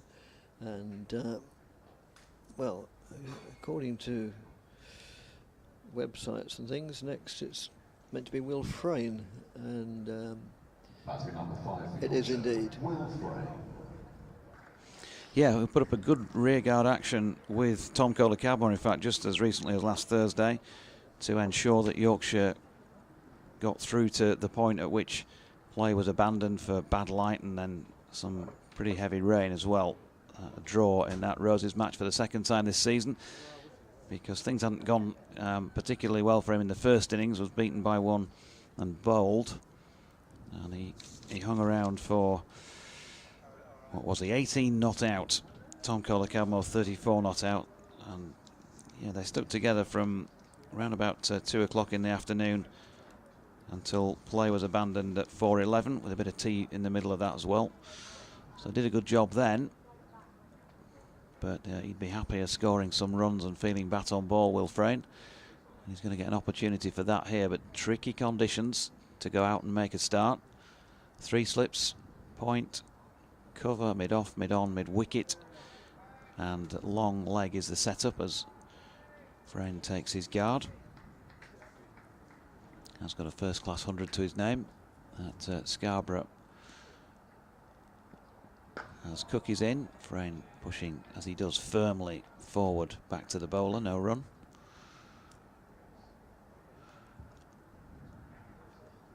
Real sort of end-of-season feel to this. There is, isn't there, particularly with neither side either being threatened by relegation or too excited at the thought of the championship. Yeah, Yorkshire would want to get, I think, a draw from this, just to settle the nerves. Yeah, lose this and next week, and you never quite know, but I still don't think that they will be for the drop in terms of how they fare this season. Cook in and Frayne firmly pushing back to him, and again no run. And from what I've seen of county cricket this season, it's you know, quite a lot as usual, and my view would be that if Surrey win the championship, they would have deserved to. Maybe I haven't seen enough of Hampshire to judge, but yeah, both times Essex played Surrey, they looked very impressive. Cook in again, and Frayne flicking to leg where Cushy does the fielding. And such words don't come easily, you know, they choke a little bit in the throat. But one has to admit they're a useful outfit. Does one? Hmm? Does one? No, they absolutely do, yeah. Yorkshire down at the Oval next week. Oh, yes, quite. So who knows, could throw a spanner in the works. There was questions, for example, earlier about whether Joe Root would play. If he does, that would be clearly be a bit of a boost to the batting department. Cook is in, and Frayne right over the top of that, plays it into the leg side, and there is no run to complete. Over number 24, Hill on 30, Frayne yet to score. Yorkshire 55 for 3, and attention's not only in the commentary box but out there on the field between the two batters. Will be turning towards lunch, and let's just try and ensure we're still together at 12:30. And do we still get lavishly entertained at lunchtime? I think it's just a little bag with a sandwich and a bun and a piece of fruit in it. I know you and fruit don't tend to see eye to eye. It certainly doesn't agree with me, if that's what you mean. Snater from the far end, sorry, the Howard stand end, moves in and bowls. And that's just played out on the offside. But you will at least be able to just walk about Yes, quite. 50 yards to go get your lunch, unlike being at Chelmsford where you need to call a cab to go and find the relevant food outlet. And that's not to easy. spend your voucher at. Oh, but it's worth the trek, isn't it? If nothing else, it works up an appetite. Yeah, it's pretty good when you get your hands on it, usually halfway through the afternoon session. There's always that uncertainty of not knowing quite which version of curry we're going to get today. It's always curry. Yeah, or burger. Oh yes, that's the inevitable burger, of course. As Snater moves in, bowls. Oh, and well, yeah, those behind the wicket sort of raised their arms in adulation, but I think it was only appreciation of a very good delivery rather than an appeal. In fact, I'm pretty sure it was. But yeah, almost as if it had been choreographed like a West End chorus. They all went up at the same time with their arms. But it wasn't a real appeal. A real appeal. As Snater moves in and bowls, and that's outside the off stump. News coming through this morning, by the way, on a PCA press release that Johnny Bairstow has topped the MVP rankings in an epic summer to remember, and he's therefore Test Player of the Summer. So congratulations to Johnny, who scored 681 runs, took 12 catches, scoring 400s and averaging 75.6. That's probably not really a surprise, is it? I mean, it seems to me as a mere southerner that he's been head and shoulders the most likely player to win that. That's just played backward of square on the offside, no addition to the score. Yeah, I think it's thoroughly deserved. Obviously now not playing because of his freak injury. Lily says, hi Jonathan, Dick and James. Difficult start for Yorkshire under cloudy skies. George Hill batting well, and she's hoping that George and Will Frayne can build a good partnership. Lily going to be in the house on Wednesday. Morning to Ben Crossland as well, who's been in touch and is on the ground. Snater moves in again from the Howard stand end. Ooh, and that has removed, well not removed, but knocked back askew the off stump. And Frayne turns around and looks at it more than a little ruefully. And he's looks again, turns back. How did that happen? He's almost saying.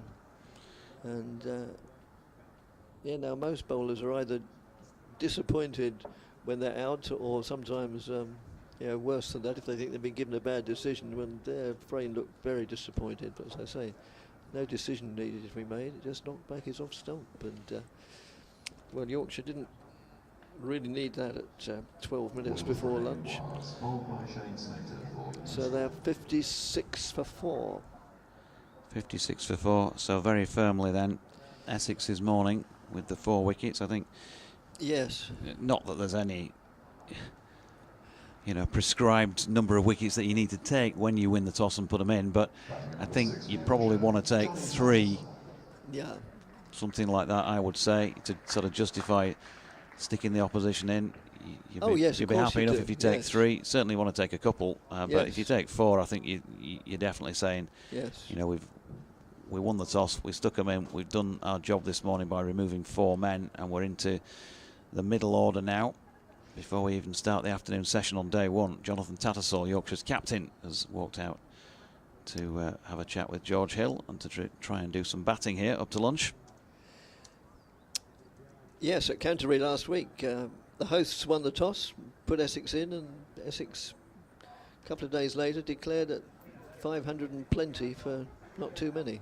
So, yeah, that was not one of the better decisions. But on the other hand, it's a great cricketing cliche, but it's very true that never judge one innings until you've seen the second. And similarly, Essex are notorious over the many, many years, and I was first taken to watch cricket by my dad when I was knee-high to the proverbial gnat. Essex have got a bit of a record of letting a side off the hook. Admittedly, at this stage, Yorkshire aren't on a hook. They're not. But, there have been lots of occasions when Essex have got 7 or even 8 down, and still the tail wags to very great effect. Not that we're into the tail yet, and that's just played squared up the batsman a little bit as it trickled out to mid-off. So Essex will know that it's been a good start, but nothing more than a good start. End of the over, and Yorkshire, having been put into bat, are 56 for 4. I suppose the other thing to take into account on days like this is that if you do run through the opposition, you've got to go out and bat on it as well. Exactly, yeah. Again, feeling a bit brighter at the moment, but it's just for, it feels like it's just temporary.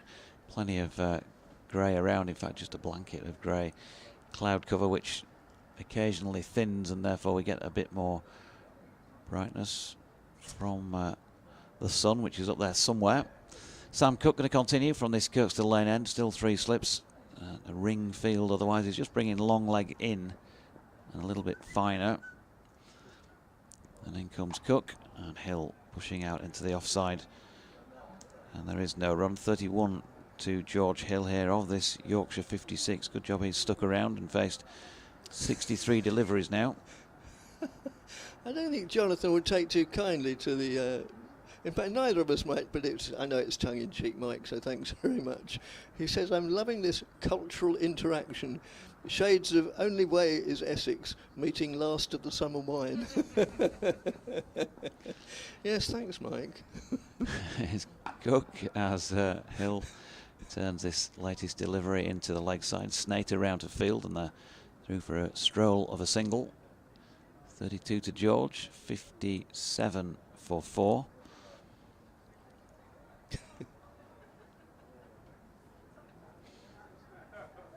Thanks, Mike. In North London, I wonder whereabouts. I was actually born in North London. Is this the moment where I say, I love thee, Nora Batty? So Tattersall to face his second delivery. I have to admit, I've never seen The Only Way is Essex, and I've certainly never been to the Sugar Hut in Brentwood. They wouldn't let me in last time I tried. I don't know what you're missing. We stayed in Brentwood when we came down to your place. Now then, Cook in, and Tattersall has shouldered arms to a delivery that's hit him on the pad. There's a big appeal. Danger moment. You'd have to be pretty confident leaving that one that it was going over the top. We've got the replay, but we didn't actually see the point at which the ball hit the pads. No. So can't tell you from a second look. But from the angle we're sitting at, which is the angle from which I was looking at it, rather than from the streaming picture, it looks well worth a shout. With no shot been played. 57 for 4. Tattersall survived it and stands and waits again and shoulders arms to another Cook delivery. Rossington across to do the fielding. And thanks, Michael, for your earlier emails. I will get to them, I assure you, sometime in the afternoon, particularly since they're about coaching and late development, so it might be more appropriate when I'm on with James, actually, with all due respect to Jonathan. I think it was, well, he sent it when I was on with James, so yeah, we'll address your query or comment sometime after lunch. Cook into Tattersall, who plays at this one, opens the face, runs it down backward of points. Allison is across to do the fielding. They've got through for 1, getting the Yorkshire captain off the mark. 58 for 4.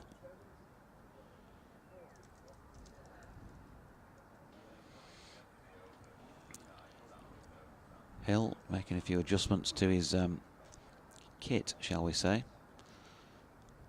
A few more bat twiddles. And Yorkshire relying on him here, I think, quite heavily now to make an even more sizable contribution if they're going to put something worthwhile on the board. He's just pushed the last one into the offside and there was no run. Cook 9 overs, 4 maidens, 2 for 18. Good stuff from him this morning. Snater 1 from 11, 1 for 11 from 6 overs and 3 maidens. Hill 32, Tattersall 1, Yorkshire 58 for 4. Elsewhere, Northamptonshire 70 without loss against Surrey. Somerset 17 for 1 at Edgbaston. And in Division 2, Leicestershire 97 for 2 hosting Durham. Glamorgan 98 for 5 away to Middlesex. And Sussex struggling at 78 for 5 at home to Worcestershire as Snater moves in and bowls. That's outside the off stump, goes through to Rossington. And a lot of rain around. Not many of those have had complete mornings by any stretch of the imagination, unsurprisingly. But here, at, if not sunny, at least dry and fairly bright Headingley, we've had a full morning's play in Yorkshire of 58 for 4. Dick losing his head there. And that's just played back to Snater. If you, what was it Rudyard Kipling wrote? If you can keep your head set while all around you're losing theirs. You obviously don't realise what a mess we're in, I think, is the other corollary to that. Oh, that's a good word, isn't it? So if you're up near Otley, you need to go to, you need to take Sarah to Surprise View. Yes? Yeah, I'll give you the directions. Thank you. As Snater moves in, and Rossington takes that well, diving away. Well, not diving away, but falling away to his left to the leg side.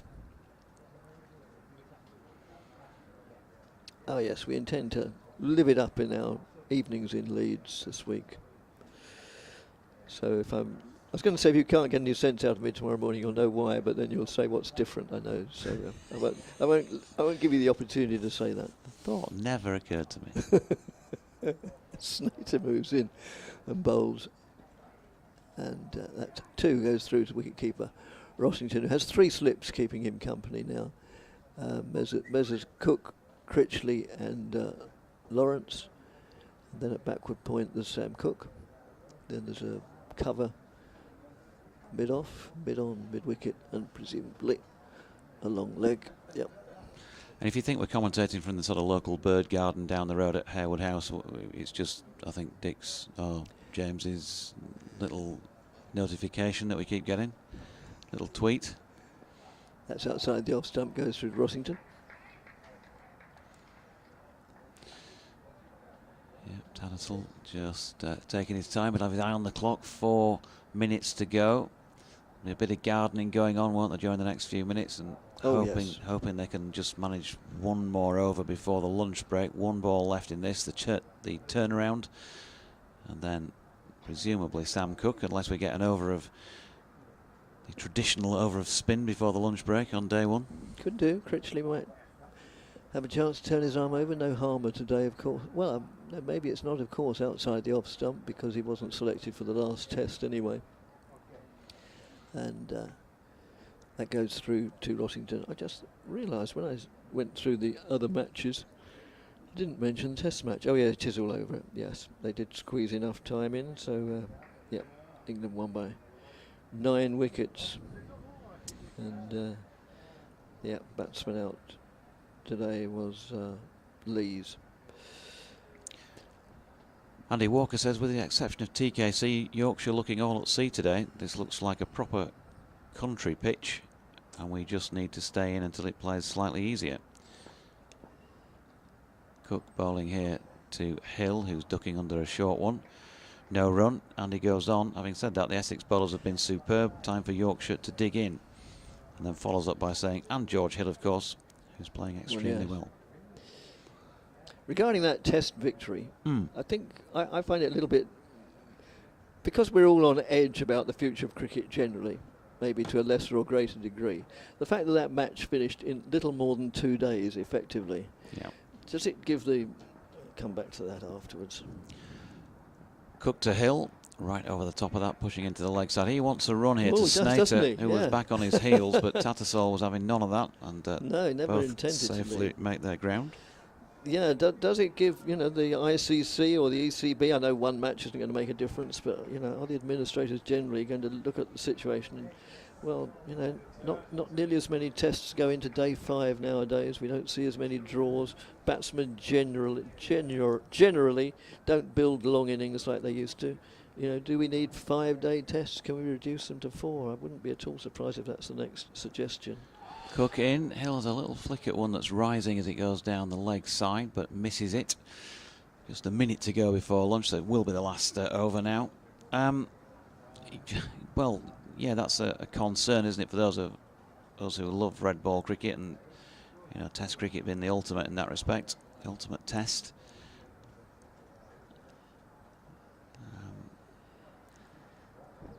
I mean, they're looking to create more and more time to play shorter versions of the game, aren't they? Yeah, Cook into Hill, who's just run one out to point. Allison Fields, no run. Yeah, that seems to be the way of things. If they could, they could possibly play a 4-day game if they were able to get through more overs a day. I mean, there was, as I said, I was doing the broadcast on the last 2 days of the Test match off the tube just down the road from a Leeds studio, and we got the hours of playing as Cook is in and Hill right over the top of that pushes into the offside, no run. And they just, you almost think, what is the point of having hours of play? Because they've said 11 till 1, then the afternoon session will be 2.5 hours, which it was, and then after the afternoon for the evening session it would be 4:30 until, it said 6:30/7 o'clock, because if they were behind time they could make up hours between 6:30 and 7, and then they were saying, but they can also play until 7:30. So you've got what's going on? So it's a bit complicated in terms of that, and that's for those of us who watch the game regularly. Cook bowling to Hill, it's wrapped him on the pad and dropped into the leg side, and that is that for the morning session. Yorkshire then 58 for 4 have survived it for those 4 losses. Finley Bean caught Rossington bowled Cook without scoring. Adam Lyth caught Rossington bowled Porter for 13. Tom Kohler-Cadmore caught Lawrence bowled Cook for 5. And Will Frayne bowled Snater without scoring. 56 for 4 at that stage, and they've added just 2 more runs. So George Hill 32 not out.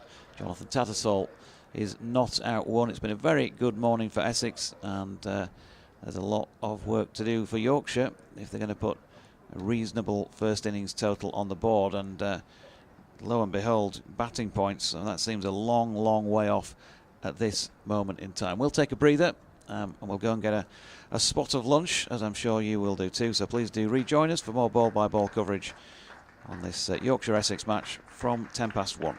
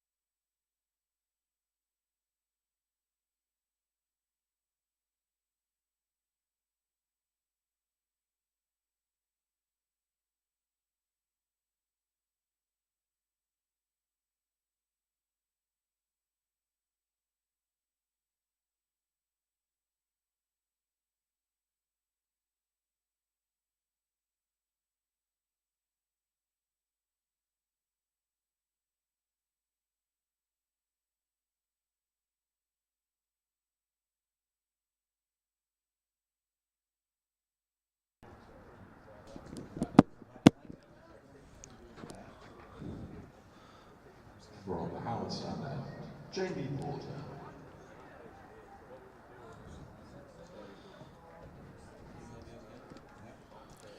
Not sure what's going on there. Somebody's switched headsets.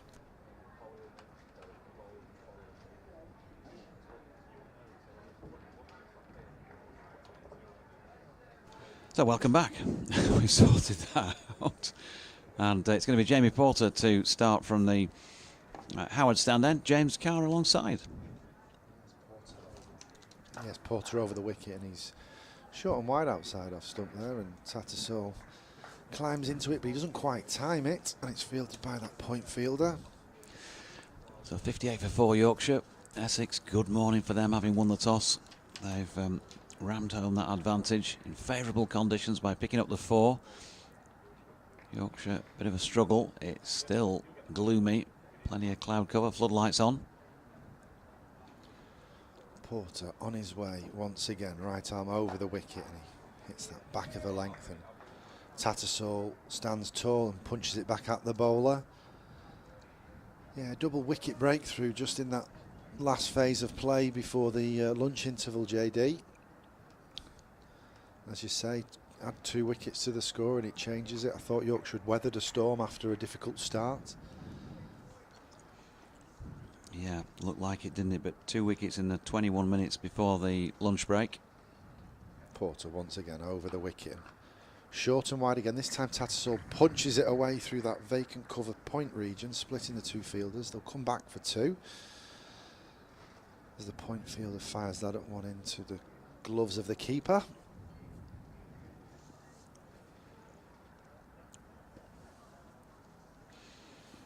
Yeah, got to get back into this pair. Tattersall obviously didn't see much action before the break. Was only out there for 13 minutes. He only faced as many deliveries at this stage. George Hill was looking about as well set as you can be in these conditions. Porter once again to the captain Tattersall, who plays and misses at this one. A little bit of shape away this time.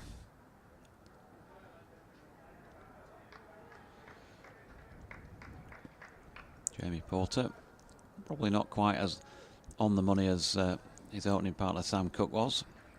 Just a little bit more in the way of loose deliveries for Yorkshire to pick up some runs from, but he's only gone for the 21 himself in just shy of 7 overs. And he's at the crease now as Tattersall glides that one into the backward point region. It's fielded by Ben Allison. Yeah, Cook looked very at home in these conditions, didn't he? Porter took a little bit of time to get accustomed, but great dismissal when he chose to come round the wicket to Adam Lyth and tail it away towards the slip cordon. Yeah, just tempted him into having a little push at one. So 3 slips behind the wicket as Porter's in once again and Tattersall is forward in defence. And there's no run. That concludes the first over after lunch. Yorkshire 60 for 4. Yep, the voice there of James Carr, Director of Cricket of the Northern Diamonds. We only have the most important of people in this commentary box, of course. Roland Butcher will be our third voice for days 2, 3 and if there is a day 4. And at 60 for 4 just after lunch on the first day, you might be placing some doubt on that. George Hill, though, he'll want to bat long and take any of those thoughts away from minds. And he's done a good job so far, but far from finished as well. Cook was ready to come in and bowl there. George Hill was not. And so he's turned and made his way back to his mark. The players, of course, wearing black armbands as a mark of respect for the passing of Queen Elizabeth, as Hill pushes this delivery into the offside where Nick Brown comes into field. Essex's team, by the way: Brown, Alistair Cook, Tom Wesley, Dan Lawrence, Matt Critchley, Feroz Kushi, Adam Rossington's keeping wicket, Wesley captain, of course, Shane Snater, Ben Allison, who looks a promising prospect on what we saw earlier, Sam Cook, more experienced of course, and Jamie Porter, the opening pair who are on with ball in hand at the moment for Essex, and Cook is in. Now that's a good delivery, passing the outside edge of George Hill's bat. And he was just moving towards playing that. 60 for 4. And Yorkshire, well, it's as you were from Old Trafford last week, with the exception of Matthew Revis back in the side. He was rested there. Matthew Waite missing out this time. And Jack Shutt in for Dominic Bess. And we're not yet aware of the reason for the Bess, well, for either absence, but the Bess absence in particular. Hill just having a little poke at one again, wider off stump. Hopefully not an injury situation for Dom Bess. Matthew Waite, don't think it is. I would imagine that's just a bit of rotation. Matthew, of course, is on his way to Worcestershire for next season. And Revis has had a bit of a breather last week. Sam Cook in again, and that's nicely played by George Hill. Over the top of it, guided it wide of the cordon. Short boundary down to that Taverner's stand in the far southeast corner of the ground. And he's picked up 4, taking him on to 36 and Yorkshire to 64 for 4. He won't be too disappointed there, Sam Cook. He's got the ball to shape away from the right-handers since we've reconvened after lunch. He got the ball to shape in, shape in to what would be right-handers, but we got it to ball shape away to the left-handers early doors. So that comparison we had earlier on from Dick about Sam Cook being similar to Jimmy Anderson. Yeah, here's Cook, good delivery, and he's got his man. So having conceded the boundary of the ball before, he's got one to just nip away from George Hill. And he's not managed to get himself back in, has he, after the lunch break. 36, caught by Rossington. Bowled by Sam Cook. Excellent piece of bowling for him. And Hill gone, as I say, for 36. Yorkshire 64 for 5. Yeah, great piece of bowling from Cook there. Just watching the replay. That one's just not swung as much through the air, but just kind of nipped late off the pitch. And Hill has felt at that one outside his off stump. And it's easy work for the wicket-keeper throwing that one up in the air. But yeah, Dick was talking about, a ready replacement for James Anderson could be Sam Cook, and I wasn't quite sure until what he meant by that, but the fact that he can swing the ball both ways, very little change to his action when he does so, and it's one hell of a comparison, but in terms of his display so far today, it's been a display that James Anderson would be pleased of himself. Yep, good use of conditions. Matthew Revis making his way out to the middle. At number 7 then for Yorkshire here. He's proving to be a useful all-round cricketer. We know he can bat. That's when he started off at the top of the order for Yorkshire a few years ago.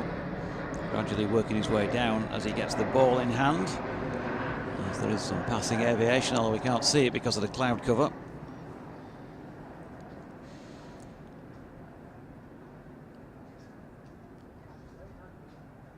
Try and get you some news on what's going on with the second team, if they are playing indeed. They're supposed to be playing at Blackpool. Matthew Fisher, of course, back in action for the first time in some time, since almost the start of the season. Hopefully he comes through that unscathed. Meanwhile, Yorkshire supporters hoping Matthew Revis comes through this unscathed, and it's a good first delivery by Cook to Revis. You wouldn't have wanted that. Just a nice juicy wide half volley, please, but not so from Cook, who finishes that over with 11 overs, 5 maidens, 3 for 22 to his name.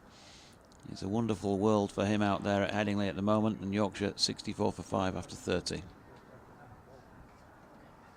Yeah, late away swing again from Sam Cook. He angles it into the stumps and it just straightens and heads towards the wicketkeeper's right hand, and that is very difficult to play. You're sucked into having to play and feel on and around off stump, and it's perfect conditions for that as well. So Jamie Porter to continue from the Howard stand end. Floodlights on, 3 slips in place, right arm over the wicket, and Tattersall is strong in defence there as mid-on fields. No play before lunch because of rain at Blackpool. Great ground as well at Blackpool. Lovely setting to play cricket. Doesn't get as much first-class action as it used to, does it? But it's great that some second-team games can take place up there. Yeah, I've not been actually. Been to the zoo, the pleasure beach, Sandcastle. a couple of the piers as well, but never the cricket ground. Porter once again over the wicket, and there's a dabble at that from Johnny Tattersall, but it doesn't make any contact and goes through to the keeper. Been to Lytham St Anne's cricket ground, Freddie Flintoff's old home ground. There's a sweater in the casing in the clubhouse there. Been there 2 or 3 times. Lytham's where everybody goes to retire. I think Blackpool's more of the party town, and stag do's and hen parties. You a regular then? Not particularly, no. Jamie Porter once again back of a length this time, and it's cut away from Johnny Tattersall, and it will go for 4. He's just missed his length a little bit since the lunch interval, has Jamie Porter. Ben Allison didn't put much effort into chasing that one because it was destined to go to the boundary.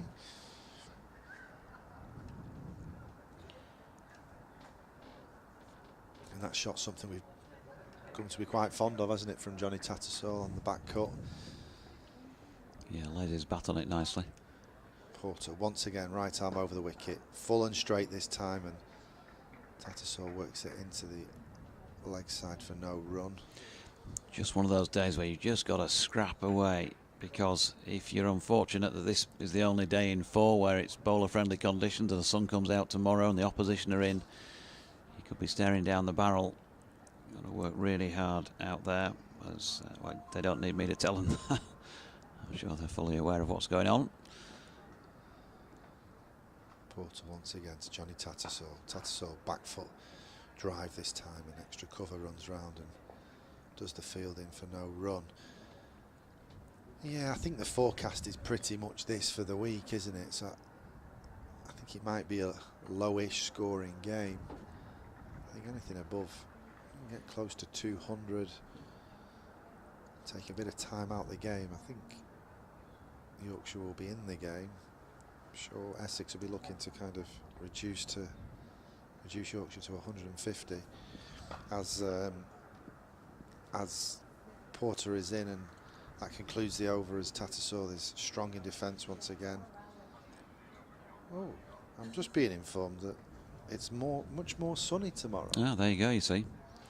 So a very good toss to win in that respect, because yeah, tough day today with the bat. So even if Yorkshire do struggle on and, who knows, manage to claw their way towards even 1 batting point, it could be a completely different story when they've got the ball in hand. What a cynic I am, eh? Saying it's going to be gloomy at headers all week. Yeah, typical Lancastrian. But highs are 19 and actually low percentage of sun tomorrow, so... Yeah, you wouldn't know much about 19 degrees, would you, across the border? Here's Cook, meanwhile, and dropped into the pitch behind him by Revis, who played it very, very late. So checking on the scores from elsewhere. Sussex 99 for 6 in their 2nd division match against Worcestershire, having decided to bat first. Glamorgan also 120 for 5, having been put in by Middlesex. Northampton 70 without loss against Surrey, having been put in. Cook's latest delivery wide of the Revis off stump and nips further away through to the gloves of Rossington. And then in the vital match of this round, really, as far as both teams in a game are concerned, Somerset and Warwickshire down the relegation battle. Somerset 17 for 1 after 12, having decided to bat first there. Play to resume at Northamptonshire, by the way, at 1:45 after an inspection in that game against Surrey, who, of course, well, very important game for them as well, because they're chasing the title. Another dot ball played out to Gully by Revis, And I should also mention that, yeah, they are off at the Somerset Warwickshire match at Edgbaston because of rain at this moment in time. So a bit of precipitation around elsewhere. That's the case as well in the match at Leicester, where Leicestershire are 97 for 2 after 22 against Durham. Cook under the Headingley floodlights into Revis, tall figure of Matthew Revis. Pushes that ball out into the offside. There's no run.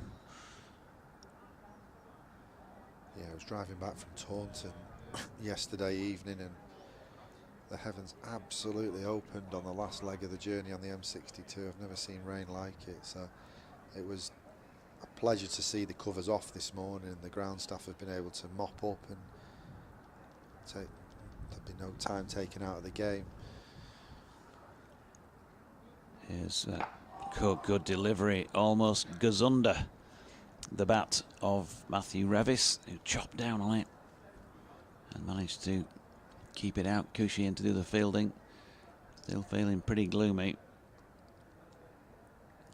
If you're Yorkshire in this situation and you know that conditions are going to improve tomorrow, probably be pretty happy to walk at this stage and not have any further play today. Yeah, that's not the case though, is it? Yorkshire really just need to try and take as much time out of today, I think. And Cook to Revis, short, and swinging away after it pitched, but Revis comfortably out of the way of that one. He's faced 7 and has yet to score a run. Tattersall 7 from 22, 68 for 5.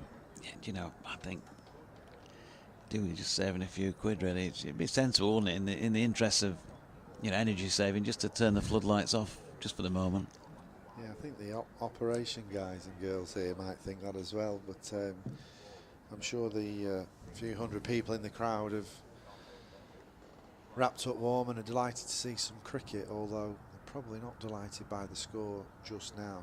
But Cadmore and Hill early doors showed that you can combat these difficult conditions.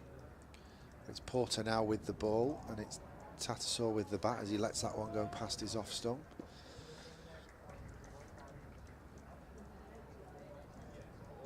What are your thoughts on the captaincy then? Wicket keeper and captain. He's relatively young player, is Johnny Tattersall. What's your initial thoughts on how he's conducted himself so far?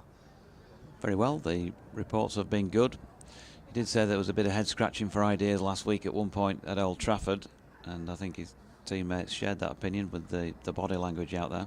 Porter once again falling straight this time, and Tattersall whips that into the leg side, but he doesn't quite time it in mid-wicket fields. But they're just the challenge of the captaincy, aren't they? I mean, you don't often see the wicket-keeper remove his gloves and pads and have a bowl, but Johnny Tat did that last week and took his first 2 first-class wickets. In fact, his first-class wicket was that of Keaton Jennings.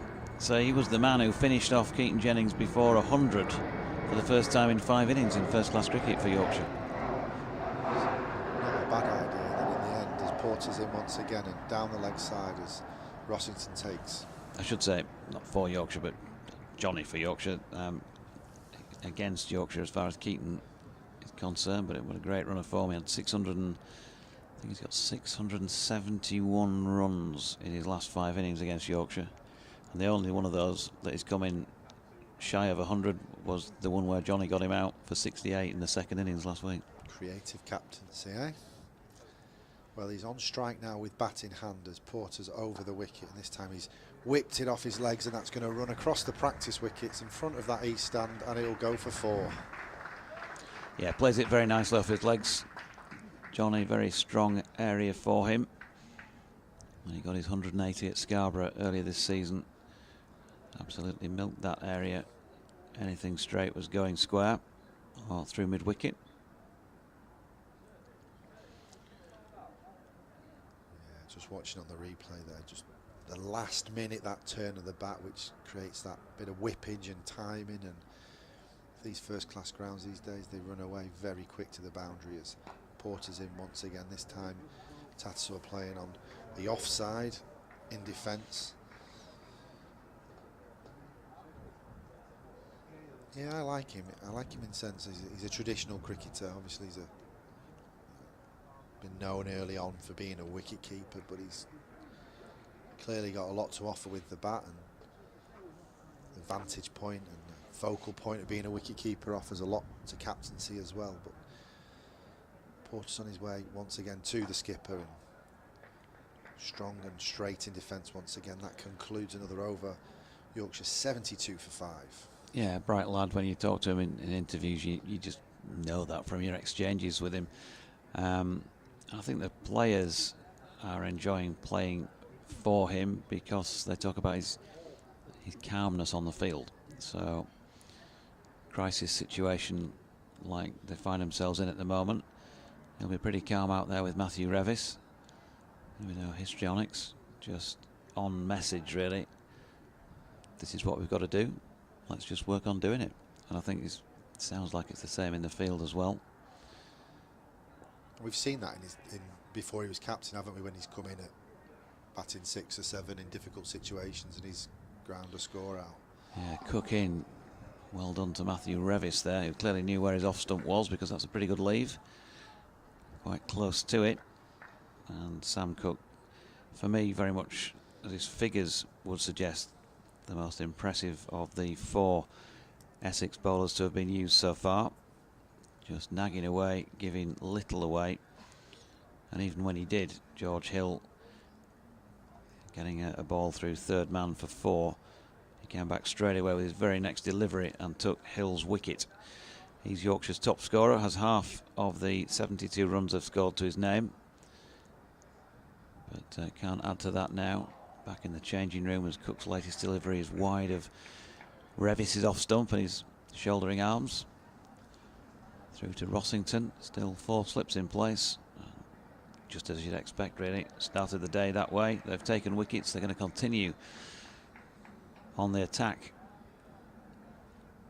Essex head coach, of course, Anthony McGrath,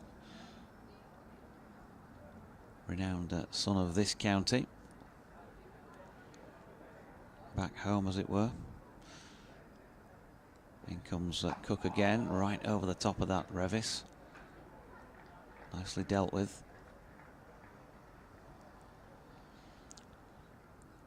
Just looking at Sam Cook's profile on Cricinfo, 25 years old, but the way he goes about his bowling, you'd think he was a 30-year-old who's been doing it for years. Lovely action, immaculate lines and lengths, shape through the air. And he's bowling here to Revis. He just straightens things up this time, the bowler. Revis flicking it to leg, but there's no run. Yeah, 56 first-class matches and 198 wickets to his name. That, I think, could have been before the start of play today. Let's just check in on the running total. The remarkable thing in those stats is the average of 19.7 and the strike rate of just 46 balls. Yeah, great effort. Here he is again, and Revis has a little nibble. Ball again swinging after it's past Revis's bat. Rossington right across in front of first slip to take it. Yep, so TKC actually was Sam Cook's 200th first-class wicket a little bit earlier. No, it wasn't. It was Finlay Bean. Cook's 200th first-class wicket, and then TKC's 201st. That's what he's got against his name at the moment. Best of 7 for 23. I mean, look at that. 56 first-class games, an average of under 20. You know, you're talking about a seriously good bowler in this form of the game, and another very good delivery. And, well, I'm quite happy to be sitting in the comm box just watching this rather than standing out there with a piece of willow in hand, because that's got to be a difficult proposition for anybody at the moment. And Matthew Revis can be forgiven for having a little push at another superb delivery from Cook to finish that his 13th over. 3 for 22. Revis yet to get off the mark. Yorkshire 72 for 5. That delivery looked gun barrel straight and then hits the pitch, and it almost goes like a leg break. It's so difficult to play when it goes so late like that. Batter's probably just got to let them ones go past the edge and focus on the next ball. So Jamie Porter to continue from the Howard stand end, and it's at Howard Street end then. Tattersall pushes that one up the ground and mid-on fields.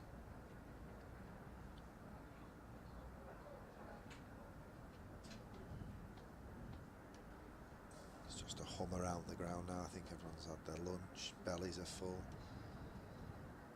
Delighted to see some cricket here on a slightly gloomy day, but it's brightening up with the enhancement of the lights as Porter's in once again and strays onto the pads of Tattersall this time, who hits it in front of square and mid-on slides round to cut the ball off. There's only one run.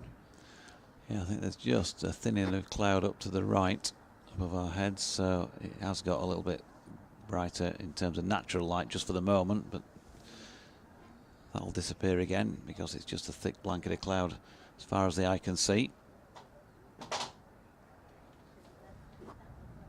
So Revis comes on strike, scratching his mark, much taller in stature than his skipper Johnny Tattersall. Porter on his way up past the umpire, right arm over the wicket. Revis pushes this one up the ground and mid-on again comes round to the left-hand side this time, but he can't cut off the quick single taken by Revis there.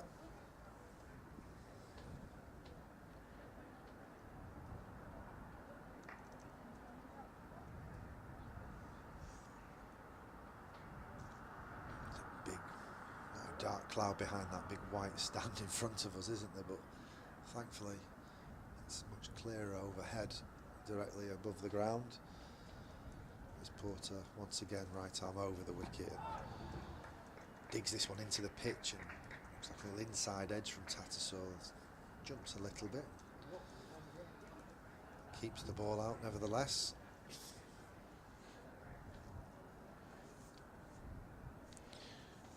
Yeah, 31 balls he's faced now, been out there 39 minutes either side of lunch.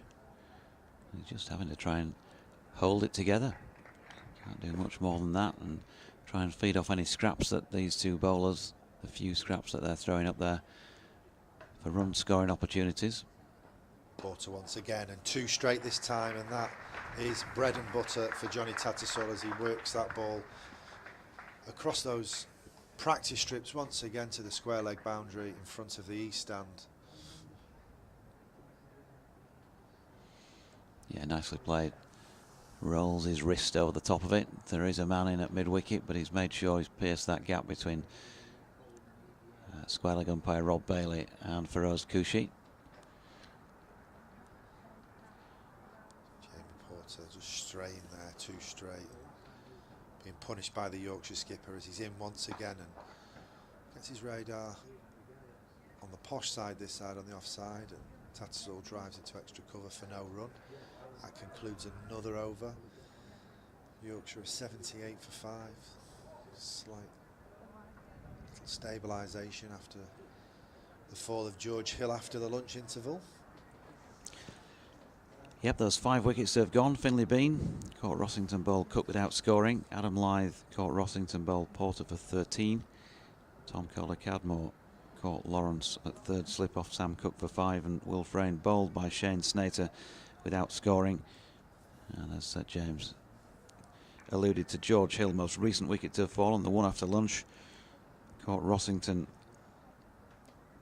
bowled by Cook. For some reason I've written Hill down my card for 36. Good delivery once again by Sam Cook first up. Wide of Revis's off stump. So Matthew Revis off the mark with that one. He's faced 15 so far. I'm guessing that this is just one of those days where out there in the middle you just never really feel like you are in. Certainly appears to be playing out that way. Cook turns again. In he comes, right arm over the wicket. It's a good length delivery. Revis is tempted and doesn't get the connection he wants on that. It skews out to mid-wicket. There's no run. A few of the snappers have got their own temporary seating down at the Howard stand end of the ground. Trying to get some good shots of the action out there. looks like John Heald, isn't it, down there? Yeah, John on the left. Does some miles, does John?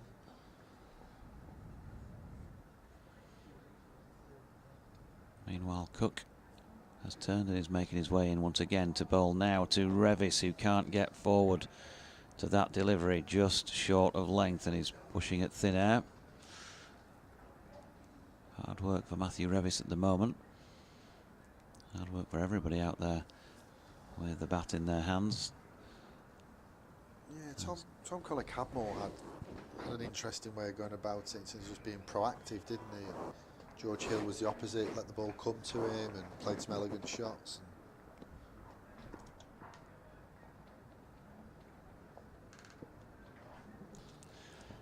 Cook in, and Revis just feeling for that one. Straight delivery, pushes out into the offside, and there's no run. Yeah, Tom was positive about it, but still came out with just the 5. So, you know, when you watch that, and it looked like a good way of dealing with what was going on out there, and you still get that result, you are left scratching your head, aren't you? You are indeed. What would you do? Would you be dogged, or would you be a dasher in this kind of scenario? I'd be out there for, tucking my bat under my arm after a few seconds and going to sample the tea or coffee in the changing room. Cook to Revis, solidly behind it, pushing forward. And he's got through the field. Shane Snater coming along to try and do that job, but couldn't do so. Wesley cleaning up, but they've got through for 1. I've not got the shots to be able to go out there and thrash it around the park, so I'll probably have to just hang around until somebody found one with my name on it. Well, that's it, isn't it? I think that's what Collar-Cadmore was basically thinking. If I just try and stick in, I might get one with my name on it. In comes Cook. Tattersall, one that wraps him around the thigh pad and balloons up into the onside. End of the over. 79 for 5. A little bit of an offering of sunshine from above, but again, it just will be temporary because there's so much grey around. It's not a green seamer though, is it? It's a good cricket wicket here at Headingley, and so from up here it looks very similar to most wickets we've seen all year, and those damp footholes we talked about earlier on this morning, they're not as dark as they were in the morning session. It looks like it's drying out. So if Yorkshire can weather this storm and get a total on the board, I don't think that it's as bad as it may seem right now. So we've got a change from the Howard stand end. Shane Snater to continue. The wicketkeeper staying back this time with the 3 slips in place as well, as his right arm over the wicket. And Revis with a forward press there, ball coming off the outside half edge of the bat, but no danger as backward point fields. Snater had a ploy to Tom Collar-Cadmore where he brought the wicketkeeper up to the stumps, which stopped that shuffle, stopped him getting out to the ball, but now he's bowling at Matthew Revis. He's gone for a more orthodox wicket keeping, standing back, and 3 slips in the cordon as he's in and over the wicket once again. And Revis is solid in defence as he pushes the ball back down the ground, and Snater fields off his own bowling. Martin Rowe says, surely you're too young to remember what a gazunder is, Jonathan, and offers up a picture of a chamber pot. Where does it go? Under. So Shane Snater once again from the Howard stand end, right arm over the wicket, past the umpire, and Revis is forward in defence, coming off the inside half of the bat. No danger as mid-wicket fields. Worth pointing out that although we're well into the afternoon session now, in fact we should have a change in the box in a mo, and bring in Mr. Davies. That still 59.3 overs to go in the day, so as they say, a lot of cricket to be played. Yeah, Essex currently -1 on the over rate. I'm sure they'll make that up at some point. No dramas at this stage as the sun started to really come out between the clouds, and Snater's over the wicket. Revis lets that one go past his off stump. Thought we were back in Barbados for a second then when the sun came out so brightly. It's just gone behind the clouds once again, but it's much brighter than it was this morning, Dick. It certainly is, and yes, the forecast as regards tomorrow has changed drastically, and so much for the better, with no more than a 2% chance of rain. When you looked over the weekend at what it was going to be like, it's more like 72, I think. Snater from the Howard stand end, bowls just played defensively by Revis. Revis on 2, Tattersall on 16. Yorkshire 79 for 5.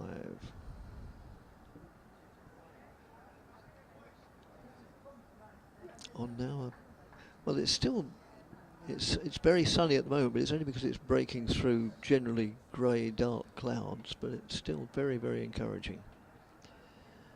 As Snater moves in again, right arm over the wicket to the right-handed Revis, who played solidly back to the bowler. No addition to the score to bring an over to an end, with Yorkshire 79 for 5. The one wicket to fall since lunch was George Hill, who was caught by Adam Rossington off the bowling of Sam Cook for 36. Really the mainstay of the innings up until then. In fact, undoubtedly the mainstay of the innings. But, yeah, the lights are on here, and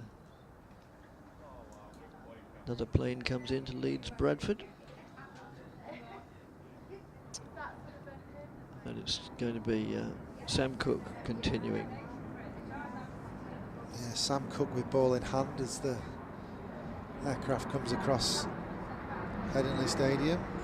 Sir Alistair Cook has just left the field, so Aaron Najjar is on in his place. We've now got a short leg in place for the captain, Johnny Tattersall, as Cook's in, and Tattersall's solid in defence on that forward press of his. Who is that under the lid then at short leg? That is Nick Brown. Nick Brown. He's quite a big gentleman. He's about one. He's on the middle of the strip, one away from the batter, so about 4.5 metres away. Sam Cook's in, right arm over the wicket once again, and Tattersall just shuffles in behind that one with a straight bat, and there's no run.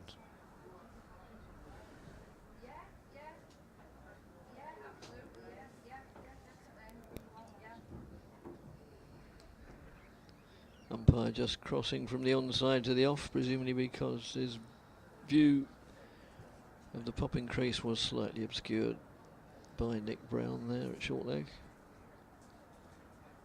Sam Cook once again in and short this time at Tattersall. Tattersall's a bit through the shot too early, so it hits him on the hip. I'm not sure Nick Brown would have been too appreciative of that delivery. He had it come off, but dot ball nevertheless. Finished up at what, second or third slip, sort of, yeah, going almost right round.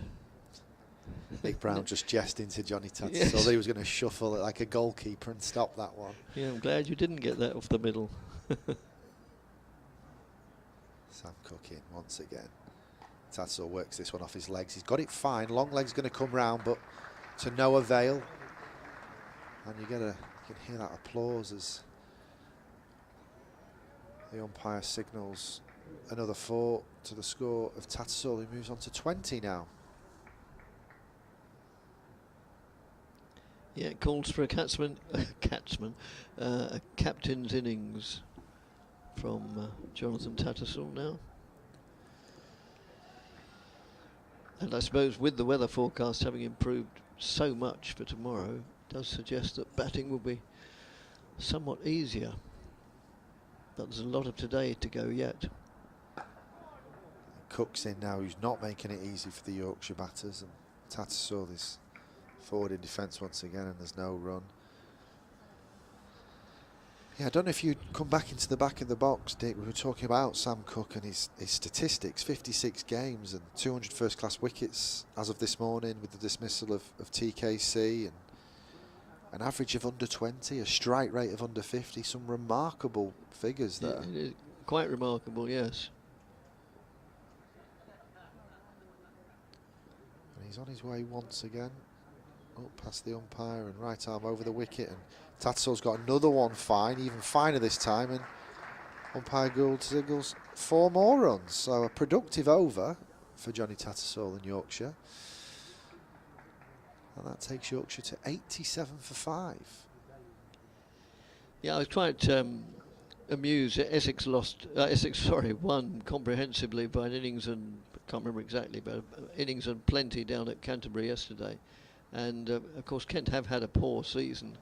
And of all the social media groups, it seems to me that the Kent ones are the most fickle. We know cricket supporters are fickle, but somebody put, how can Kent lose like this to a medium-paced trundler, referring to Cook? And I don't usually respond to such things, but I had to say, look at the statistics and they'll tell you he's a bit more than a medium-paced trundler.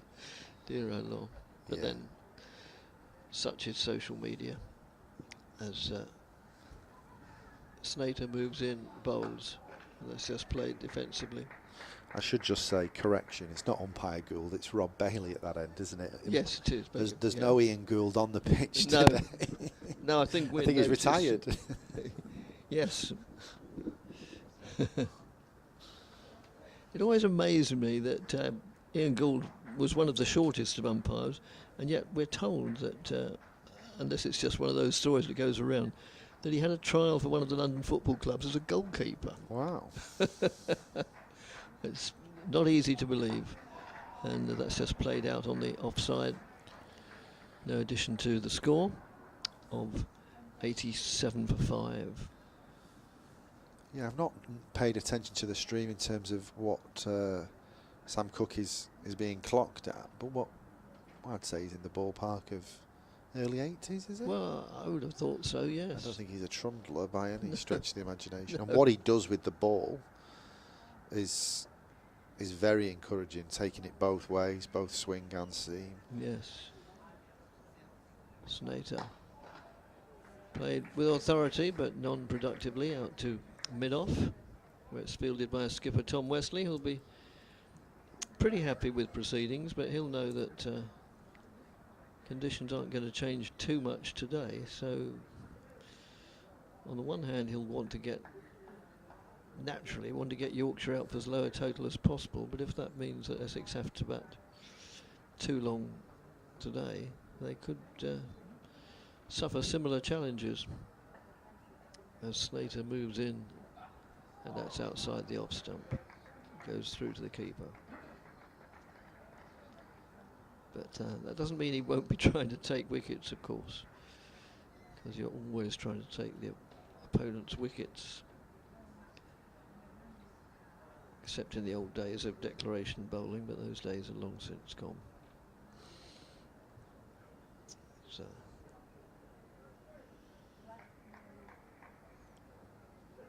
Snater turns at the far end, the Howard stand end, moves in, right arm over the wicket, bowls outside the off stump, goes through to Adam Rossington, who's had a hand or a couple of gloves in 3 of the wickets to fall today, the top 3. None of them too challenging, all fairly straightforward, but they've still got to be taken. A useful keeper, an acquisition from Middlesex originally and then to Northamptonshire. And with the sudden retirement of Adam Wheater, he came along at the right time. Perhaps it wasn't a surprise, perhaps that's why Essex signed him, who knows. Oh, and he's got another catch there. Another catch there as Reeves pushes forward, gets an edge, and yeah, another pretty straightforward catch to Adam Rossington. He had to move a little bit, but yeah, so Reeves is on his way for 2, and Yorkshire are 87 for 6. Yeah, Snater bustling in, doesn't he? And he's got the ball to Yeah. deck back off the pitch there. And I'm assuming it's a little feather of an inside edge through to the keeper. And Revis is looking a bit downbeat as he walks off there, taking his gloves off. Yeah, you'd think it was inside edge because the keeper moved slightly to his left, didn't he? Yeah. Yeah, just watching the replay, Snater's got that to deck back off the surface. He's he looks a bit sharper this afternoon, actually, Snater. Yes. I don't know if it's just the illusion of the wicket-keeper standing up in the morning session, but it looks like he's looking to bang the ball into the pitch and get it to talk off the pitch laterally. Obviously a Dutch international of Yes, yeah, well, Zimbabwean heritage as well. That's right. He's a really improved player this season. Probably if there were an award for most improved player of the season, it would either be, it would probably be he who gets it, I should think, because he's don't know what he was doing in the winter. We don't know what he was on or where he went, but it did him a power of good, certainly. And is he now classed as an overseas player, or has he got a British citizenship, passport? Or I don't like these sort of questions about qualification. I would say he's probably qualified, but I'll just look it up and see if he's got an asterisk beside his name. there are lots of different regulations. Oh, there are. Particularly with obviously the Yes. UK leaving the European Union. Yes. I mean, it's just the same in club cricket, you know. I mean, at the better levels of club cricket, they all have one or two overseas players, and the same regulations apply. They're very complicated. Yes. So we've got to change anyway. We've got Allison back on from the Kirkstall Lane end, and there's oohs and ahs as his first delivery goes past the outside edge of Jonathan Tattersall. No, Snater has NQ beside his name in the Playfair Cricket Annual, which means he's not qualified to play for England. But you can be competition qualified, Yes, not exactly. qualified. Oh, it's so, yeah. I can explain that to you in a second, Oh, because excellent. we have a Dutch player that plays for our Northern Diamonds team. In the meantime, it's Ben Allison from the Kirkstall Lane end, and this time he's down the leg side, and the previously mentioned Rossington is down there with his tidy gloves once again. Yes, providing Mr. Snater's had some kind of settled status as a resident of the UK when England or the UK was in the EU, you can be classed as not qualified to play for England, but competition qualified through kind of where you reside. Right. As Allison is in once again now, and this time Tattersall is deep in the crease and playing off the back foot for no run. So I guess a good example of that would be like an Irish player who, through the common travel arrangements, plays for Ireland, so internationally, so isn't qualified to play for England. But due to the agreements between the countries, they've got the same working entitlement, so they can play as a local player but not qualified. So you kind of get the best of both worlds. Yes. Yes. Tattersall on strike then, with Allison bustling in, and always tried a Yorker there, and Tattersall tries to drive it, gets the toe end of the bat, doesn't really go anywhere.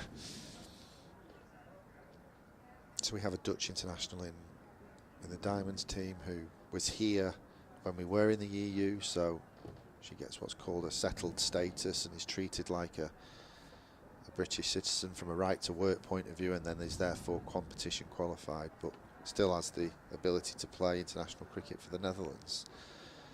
Allison in once again, and this time back of a length, and Tattersall is a little back foot check drive for no run to mid on. I don't know if we said, either of us, but the fall of that wicket, Jordan Thompson came to the crease and is just leaning on his bat at the bowler's end.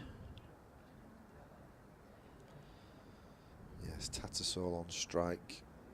Thompson yet to face a ball. Number 44 on his back. Sleeveless sweater. But it's the number 65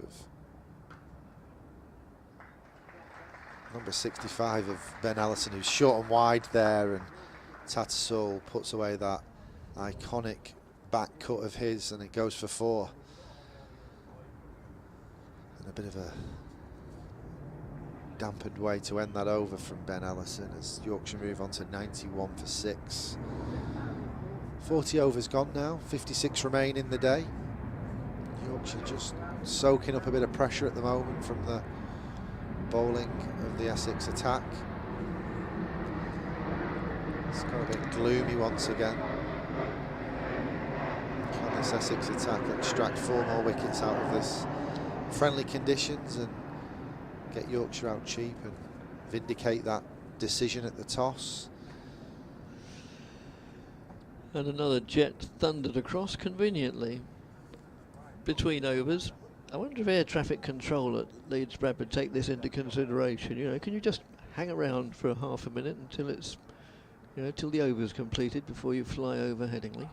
That's short of a length and 4 runs. I thought for a second it'd been a spectacular catch at backward point, and spectacular it would have been, but no, it just went over. I think that is Ben Allison's outstretched hands. Well, he's one of the tallest lads on the pitch, isn't he? So Yes. he's half a chance. Didn't get a hand to it, did he? I don't think so. No. Snater opting to come round the wicket here to the left-handed Jordan Thompson, who's got off the mark with their first ball.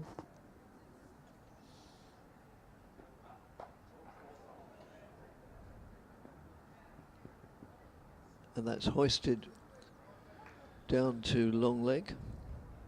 I suppose the Sam McCook just for a second might have thought he was in with a chance of getting under it, but no, it was nowhere near him really, and he had to make several yards to his left to complete the fielding. And they go through for a single.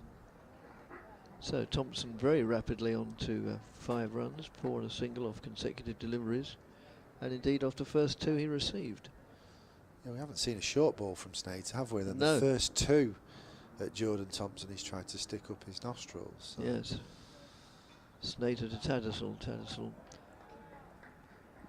I'm tempted to say it squared him up very slightly. It looks as if he might have been trying to play it out on the onside. It finished up going back to Snater, but not much of an indiscretion there.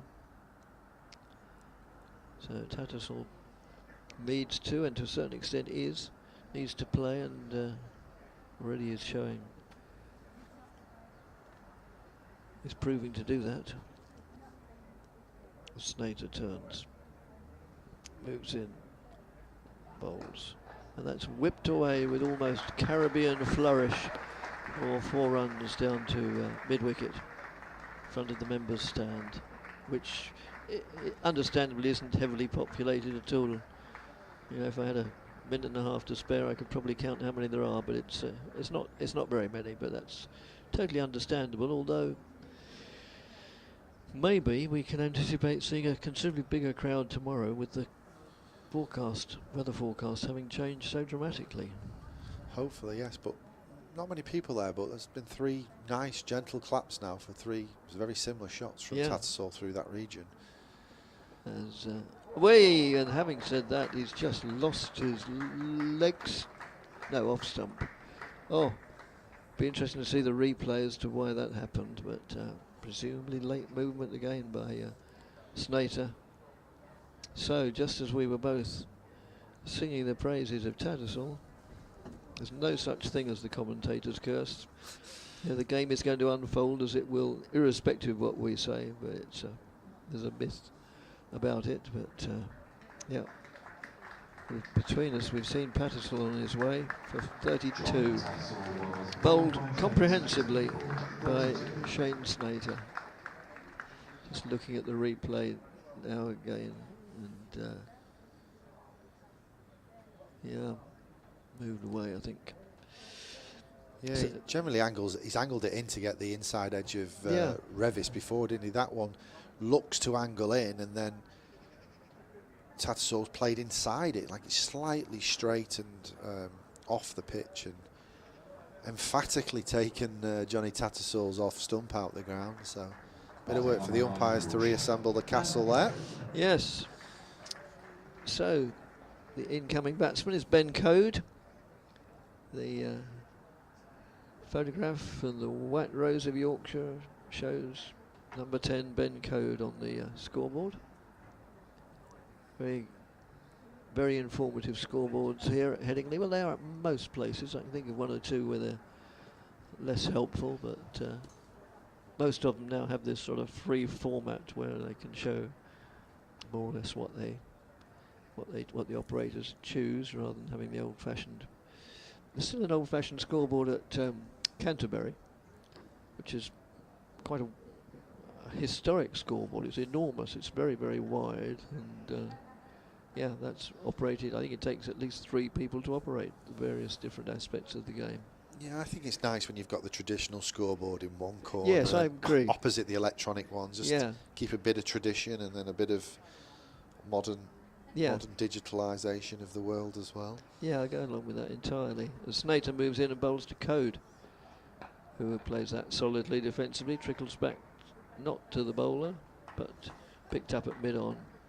End of a very successful over from Snater. Both he and the rest of his team will be very glad to have seen the end of skipper and keeper Jonathan Tattersall, who was looking very useful, looking very accomplished and responsible, as a captain should, of course. But no, Yorkshire rocking a little bit, well, more than a little bit, at 100 for 7. But as I said this morning, and hundreds have said it before me, that never judge one innings until you've seen 2. That indeed, and even if Yorkshire are out for a low score now, Essex have got to bat in these conditions today. Exactly. So things could be evened up. There might be the benefit of Yorkshire being out quite quickly. Yes, I mean, we're not halfway through the day yet. So Ben Allison to come around the wicket now to the left-handed Jordan Thompson. That one goes down the leg side, and Thompson tries to whip that, but he's miles away from it, and Rossington goes down the leg side and takes that one. So just looking around the grounds, obviously England winning by 9 wickets today. Zach Crawley finishing 69 not out. Northamptonshire 81 for 1 at Wantage Road.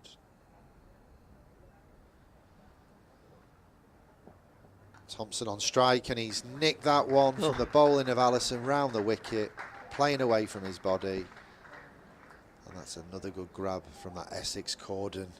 Taken by Sir Alistair, and a good catch as well, moving away to his left, belying his several years. I don't know how many, but 30-something. And no, not only one of Essex, England's finest batsman ever, but pretty useful in the slips there as well. Yes, indeed. Just good ploy from Ben Allison to come round the wicket. Just a bit of gentle shape away from the left-hander, and he's been a bit loose outside his off stump there. Yes. It's the same old story, unfortunately, today for Yorkshire with the bat. You feel it's not too long, talking of Sir Alistair, not too long before he's going to have to prove what an accomplished, experienced practitioner he is with bat in hand, because he is going to find it just as challenging as everybody else. Yes, indeed. So as I was saying, around the ground, so Northamptonshire are 85 for 1 now against Surrey. So they're off and running. The rain delay between Warwickshire and Somerset. Somerset were 17 for 1. Imam the one batter to fall there for 5. Imam ul Haq. Yorkshire obviously at Headingley, the final game in Division 1, 100 for 7 as we stand. Rain delay at Leicestershire, 97 for 2 against Durham. Sol Buddinger is 63 not out though during that rain delay. Middlesex have got Glamorgan 151 for 6. Highest score there of 45 from Chris Cook, the wicketkeeper, who's not out actually, batting with the tail. Tim Murtagh and Toby Rowland Jones sharing the wickets. And the final game in Division 2. Sussex are 1-2-7 for 7. Only Hudson Prentice troubling the scorers with a 51 there. Everything else is a single figure score for the batters to fall. Allison in then, right arm over the wicket to the new batter and former captain Stephen Patterson, who is forward in defence there and fielded by the cover fielder. So a lot of low scores around the grounds. Yes, there are, aren't there? Yeah.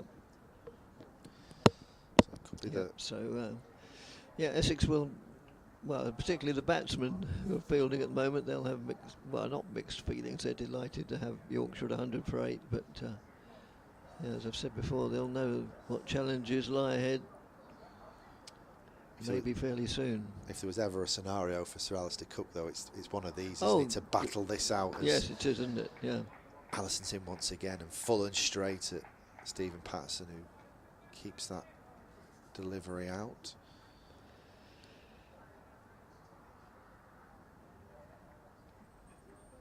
Allison just conceded the 9 runs so far from his 6.4 overs. Took a little bit of time in his first spell just to get loose, but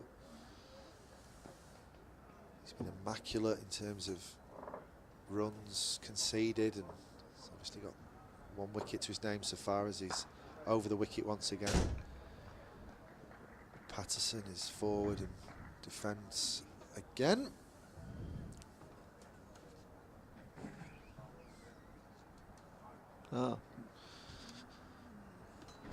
We've got a message coming up in the middle of our screen, which is a little bit disconcerting. Not quite sure how we get rid of it. Well, it's not touch screen, so we won't be able to without a mouse, but No. Allison's on his way, right arm over the wicket, and pretty much the same result from Stephen Patterson there, who's straight and forward in his defence. Very clear what Allison was looking to do with his 4 remaining balls in that over against the veteran Stephen Patterson, full and straight, and try and put it through the gate, but he was strong and compact in defence. And that concludes another over. 42 overs bowled now, and Yorkshire are 100 for 8. Yorkshire have had a couple of partnerships that have took some sting out the game, but it's been short-lived, and Essex are very much got the upper hand right now. And I'm going to hand you over to Jonathan Doidge, and I think we're going to have a double change. Thanks, James. Yep. They are just switching round ends, and Shane Snater is continuing at the Howard stand end, and Dickie's continuing next to me. Bowls, thank you, and bowls to the new batsman code, and that's well played there, out through extra cover. It will just about stagger over the line. It dribbled to a halt about a yard beyond it, but that doesn't matter. As long as it crosses the line, it's worth 4 runs.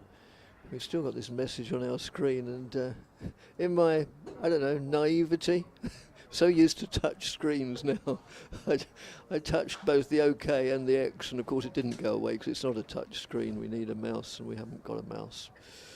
So I'm surprised it didn't blow up, Dickie, when you touched it, actually, to be fair. Not saying you were ham-fisted at all. No, of course not. No. But that's just played defensively by Code. Trickles back past the bowler. Picked up by skipper. Oh, a la football. Oh, what skill. 1, 2, if not 3 little, what do they call them? Keepy uppies. Yeah, Tom Wesley. I thought the Cruyff turn might be coming into play Quite. for a moment then. Oh, players of all round skills are Essex. And Snater moves in again, bowls to Code, who well has a bit of a, I don't like sort of casting aspersions, and he is a number 10 batsman, but it was a bit of a waft outside the off stump, and an economy of movement as regards the footwork, a wave of the bat outside. But he's not going to be happy with you though. Number 10. oh, sorry, no. Number 9 today. Number 9. Oh, dear me, I can't win, can I? Don't tell him, please. I'll bring him in the com box later for a chat with you. Yes, of course. Thank you. Snater moves in. Bowls. But you see, he confused me by his fact he's got a number 10 on his back. But that's certainly not the shot of a lower order who whipped it through the onside for 2. And it was hauled in only just a yard or 2 short of the boundary there at deep mid-wicket. He's never had a first-class 50, Ben Code. It's his 52nd first-class match. But he's had a 48. He averages 15, so... Right. Not the worst. Good day to get 15 even today. Well, yes. And that's just played backward of square on the offside. These are the days though when your tail-enders against quality bowling opposition in bowling conditions, they need a bit of luck on their side, don't they, as well? Of course they do. And the notice that came up on our screen is gone now, so thank you to whoever took that away. It wasn't all that informative or interesting anyway. And that's just played very elegantly with a very old-fashioned high front elbow out to mid-off. Yorkshire 108 for 8. Yeah, thanks for reminding us, Dick.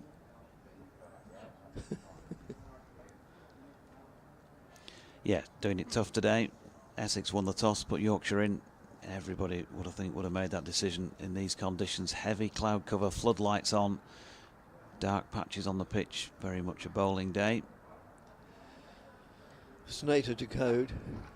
Code plays that very elegantly for... I've lost sight of the side of the ball. Impact 4, yeah, 4 over to... Well, how do you describe that? Very wide, long off, or... Oh, it's certainly very wide, long on, yeah. Yeah, or straightish extra cover, but yeah, more or less 45 degrees. Yeah, he was very confident when he struck it, wasn't he? He lofted it away over the top of the field, 4 runs, and then they did have to get their skates on because it's pretty slow. With just the heavy nature of the atmosphere, there was some rain here in Leeds last night.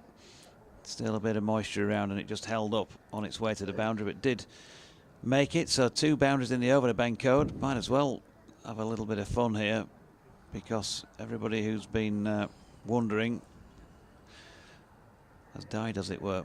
112 for 8. Code on to 10. Patterson, Yorkshire's former skipper until very recently. He's number 10, although wearing 17 on his back and on strike. 3 slips waiting for an opportunity. Allison in and bowling, and Patterson opens the face and pushes it out square on the offside. That tends to be his major scoring area. Have a quick look around what's going on elsewhere. Northamptonshire 91 for 2. They're back in play at Northampton against would-be champions Surrey, who put them into bat. Yorkshire, of course, down there next week at the Oval. Edgbaston, Somerset 18 for 2. They hadn't played too much there, but both sides will want to, because they want to beat the opposition and ease some relegation worries. Allison into Patterson with a delivery that fades away down the leg side. Jordan Thompson, most recent man out, caught by Alistair Cook off the bowling of Allison for 5, and Yorkshire, well, they had to work hard to even get to 64 for 5 when George Hill was out 6 minutes or so after they'd reconvened following lunch. And then a stand of 23 for the 6th wicket before Revis went, and then 2 wickets with the score on 100 recently. Seen Yorkshire collapse to 112 for 8. And a waft by Patterson to a delivery wide of off stump this time. There's no run. It's generally been pretty gloomy throughout the day. Fair bit of black cloud overhead, but there are moments of brightness where the cloud thins a bit. We've had sun poking through very briefly on a couple of occasions, but for the most part it's been very tricky with the bat against a good bowling attack. Allison in, nice cut shot by Patterson, fielded by Snater, who is out there at point.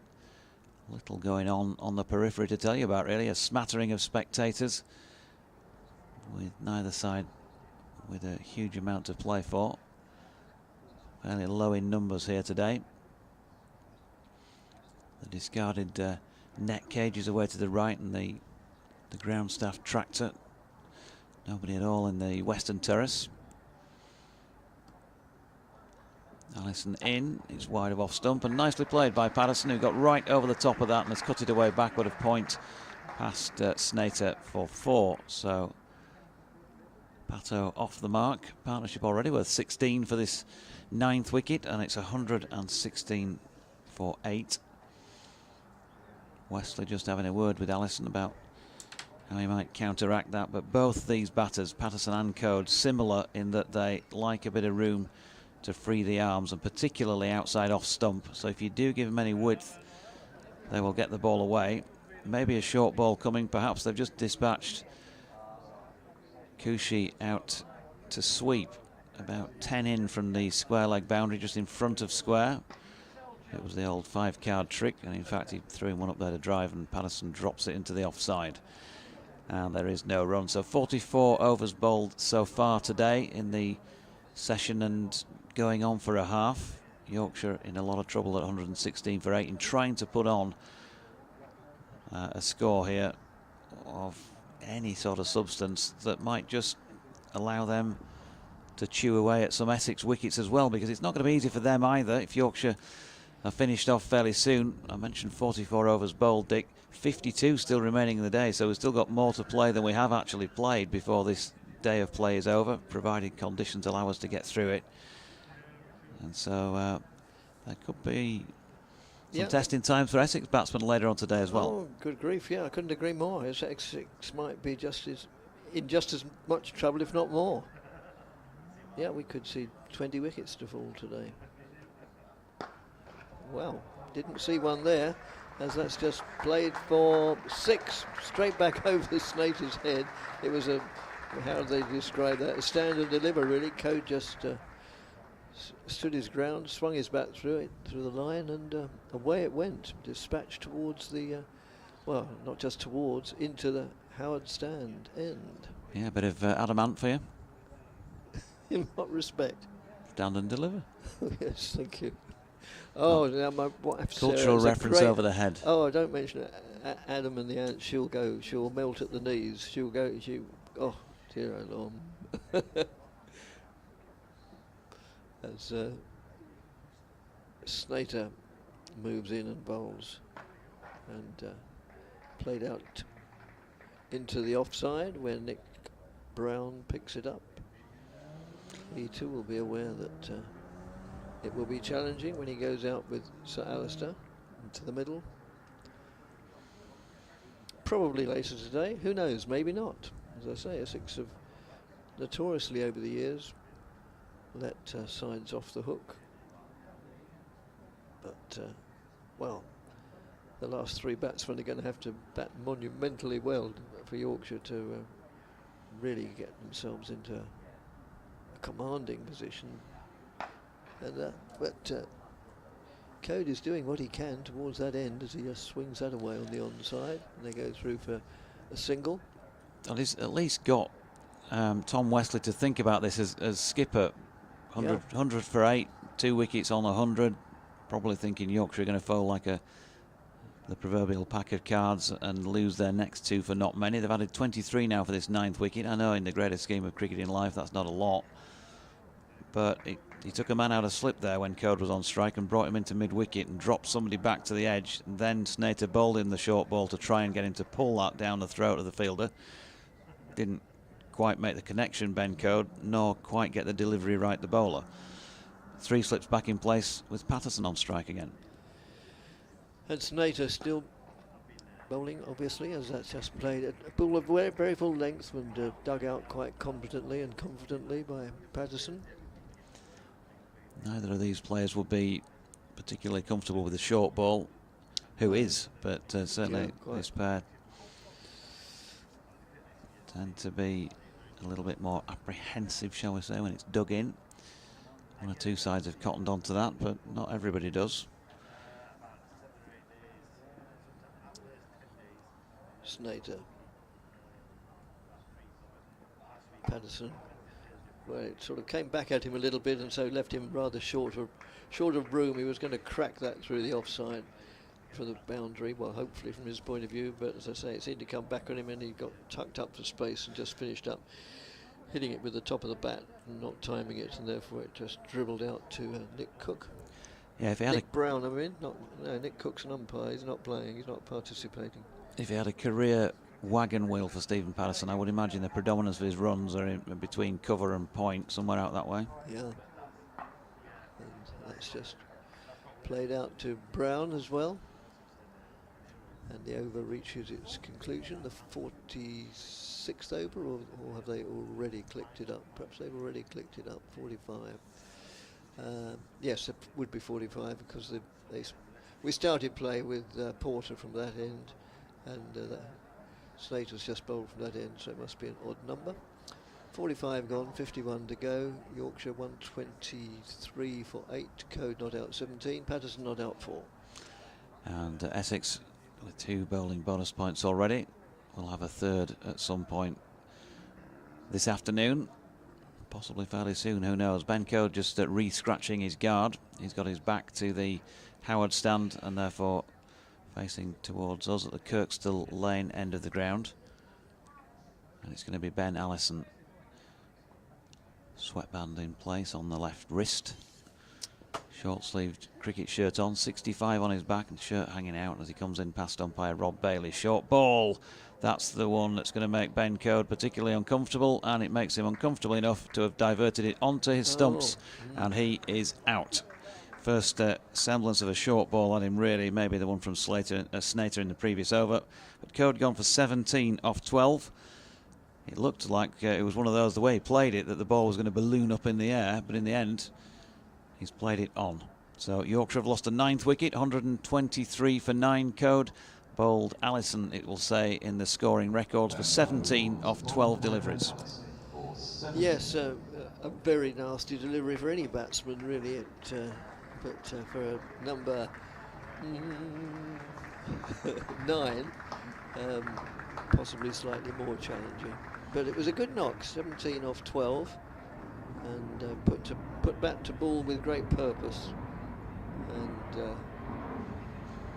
they added 123, he and Patterson, for that 9th wicket. And I think the clouds must have come down even more because we can hear the aeroplane, we can't see it. Yep. Ben Code making his way off, and Jack Shutt making his way on. Do make sure you pronounce that correctly. Off-break bowler, yes indeed.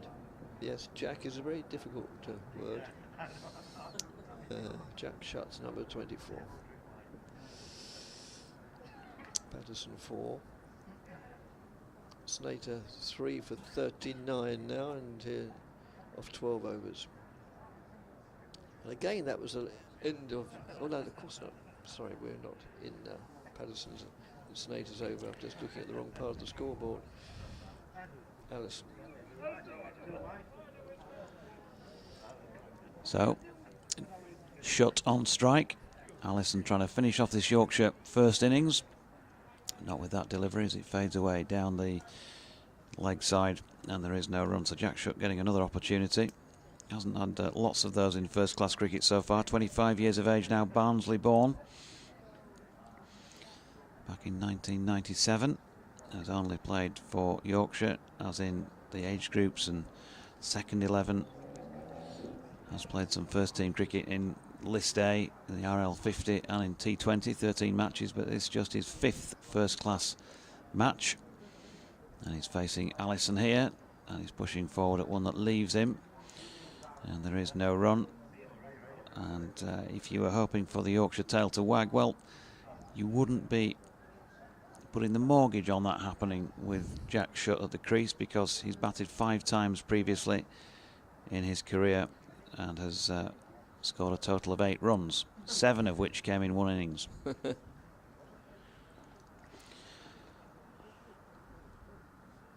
with a strike rate of 11.42.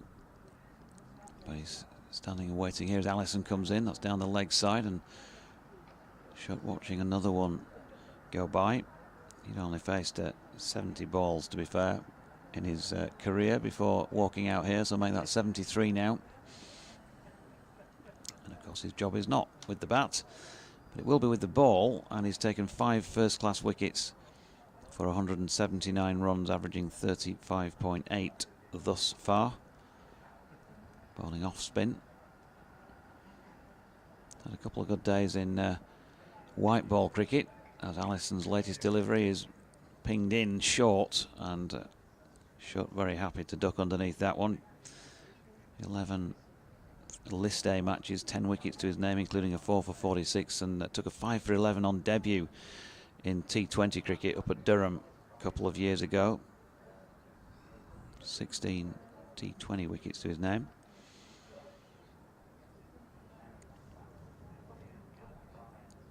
But it's all about trying to eke out some runs here for Jack Shutt. They're just going to bring in Nick Brown into 4th slip out of the covers. Got a man sweeping on the point boundary and a yawning gap through the offside. If Shutt's good enough to drive anything, then he gets sent up there. And there we go. Allison putting one up there for him to drive, but it's pushed out into the offside. There's no run. We'll have an update for BBC Radio Leeds in a minute or two. I think I'm right in saying that we've had a change of presenter for the afternoon show.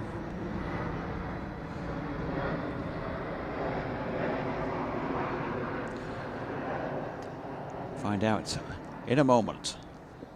Change on later BBC to Radio continue. Leeds. I better continue with the comms, I think, Oh, yeah, for this moment, Dick. That imminent, is it? Yeah. Yep. Until they come across for this update. So, change of bowling. Jamie Porter back into the attack, replacing Snater at the Howard stand end. Lost our cue for the moment, but better take that in the background. Stephen Patterson on strike. And in comes Porter.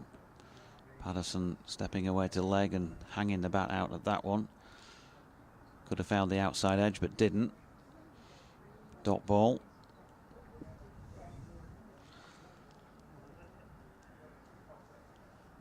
By the way, Sam Cook, when he reached that 200th wicket earlier today, he became the first English bowler since Alan Ward in 1971 to take 200 wickets, or to reach 200 first-class wickets with an average of less than 20.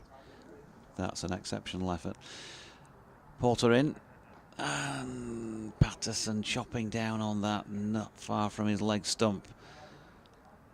Yeah. Very good homework, if I may say so. Where'd you get that from? I got it from press box. Thank you, Sir Graham Hardcastle. But actually, Ben Coad was in the running for that as well. Here's the update for BBC Radio Leeds. Yeah, not a right good one, Richard, I think you'd have to say, from Yorkshire's point of view. It's always going to be a good toss to win under heavy Headingley skies. Floodlights have been on throughout the day, barely any sunlight. And Yorkshire, well, they're staring down the barrel here because they're 123 for the loss of 9 wickets already. Sam Cook, superb spell of bowling from the Essex opener. He's just become today the first English bowler since Alan Ward, way back in 1971, to have taken 200 first-class wickets with an average of less than 20 against his name. Ben Coad was in the running to do that, Yorkshire's own Ben Coad, and he'll have a job to do fairly soon, you would think, this afternoon with the ball, because, well, it's just been a miserable, miserable day with the bat. They've battled hard. There's not been anything wrong with their attitude towards this Yorkshire, but George Hill with 36, Jonathan Tattersall captain with 32, and just most recently Coad himself with 17, the top 3 scorers for Yorkshire, and a string of single-figure scores. A lot of work to do. They've just got a single and have moved on to 124 for 9 on day 1.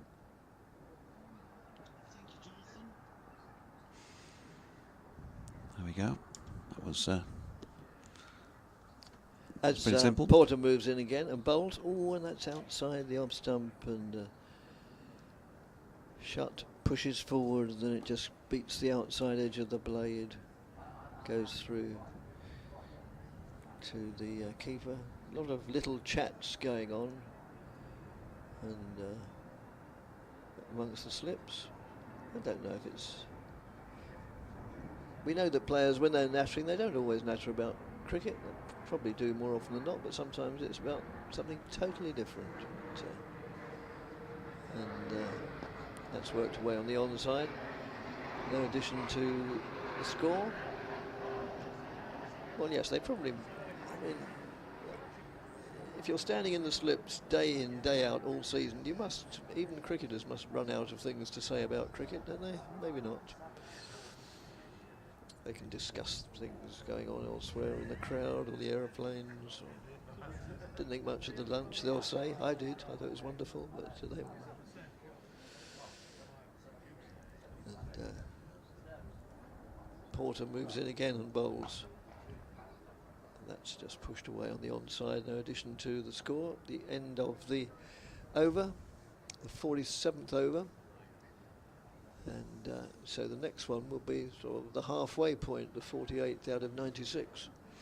And Essex have their hosts struggling at 124 for 9. That's a pretty fair assessment. Messrs Patterson and Shutt are having a chat in the middle about something to do with cricket, perhaps. In fact, I think I just read Stephen Patterson's lips there, and he said, "Did you hear the one about the commentator who thought Ben Code was a number 10?"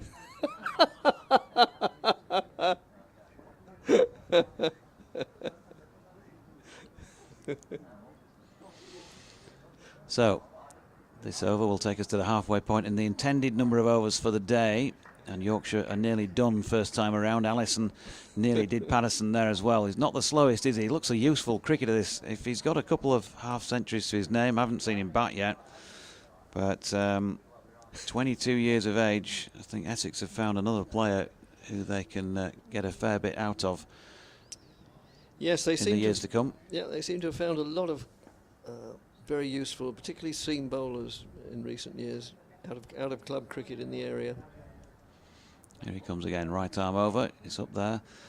And Patterson flicking it just backward of square leg. Will pick up a single. Allison, sorry. 125 for 9. Allison's been playing for Brentwood, Sam Cook for Chelmsford, only a big 6 hit away from the county ground, and Porter, longer ago, I think he played for Chingford, if memory serves me right, which it doesn't always, but I think it was Chingford. Chingford, that birds of a feather? Yeah, that's was it Chingford or Chigwell? Chigwell, wasn't it? Oh, Chigwell, no, sorry. Yeah. Allison in, that's wide of off stump and shut shouldering arms. Yeah, it was Chigwell, wasn't it? Chigwell may have been, yeah. Chigwell's where a lot of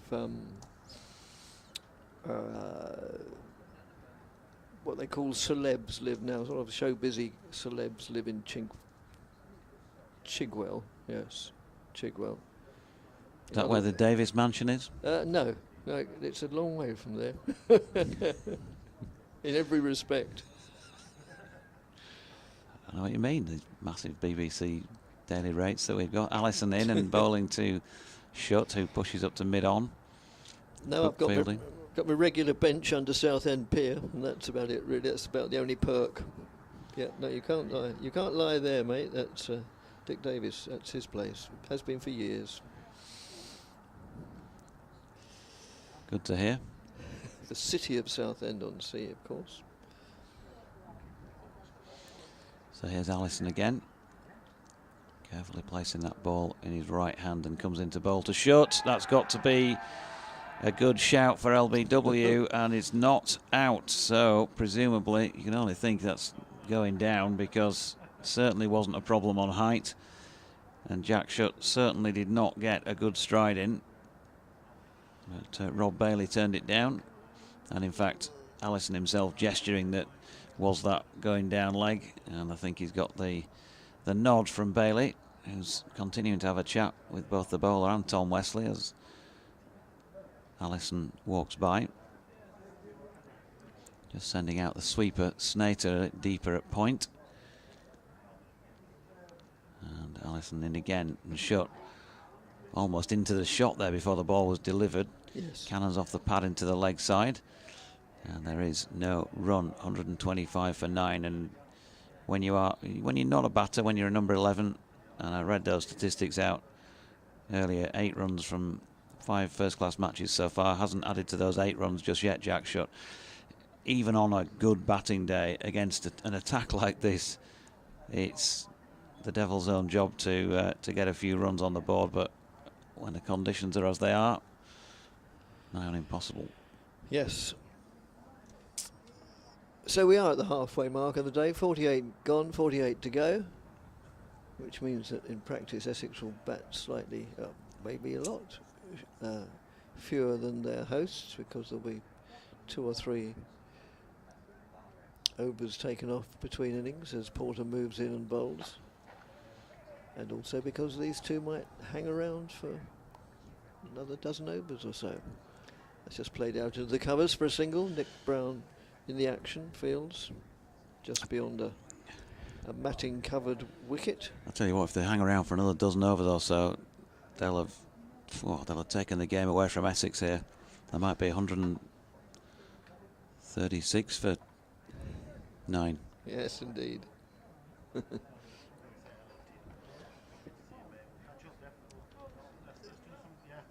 So Porter moves in again and bowls. That's just played quietly on the onside. There's one more game here before the season dwindles to a close. Is that right, Jonathan?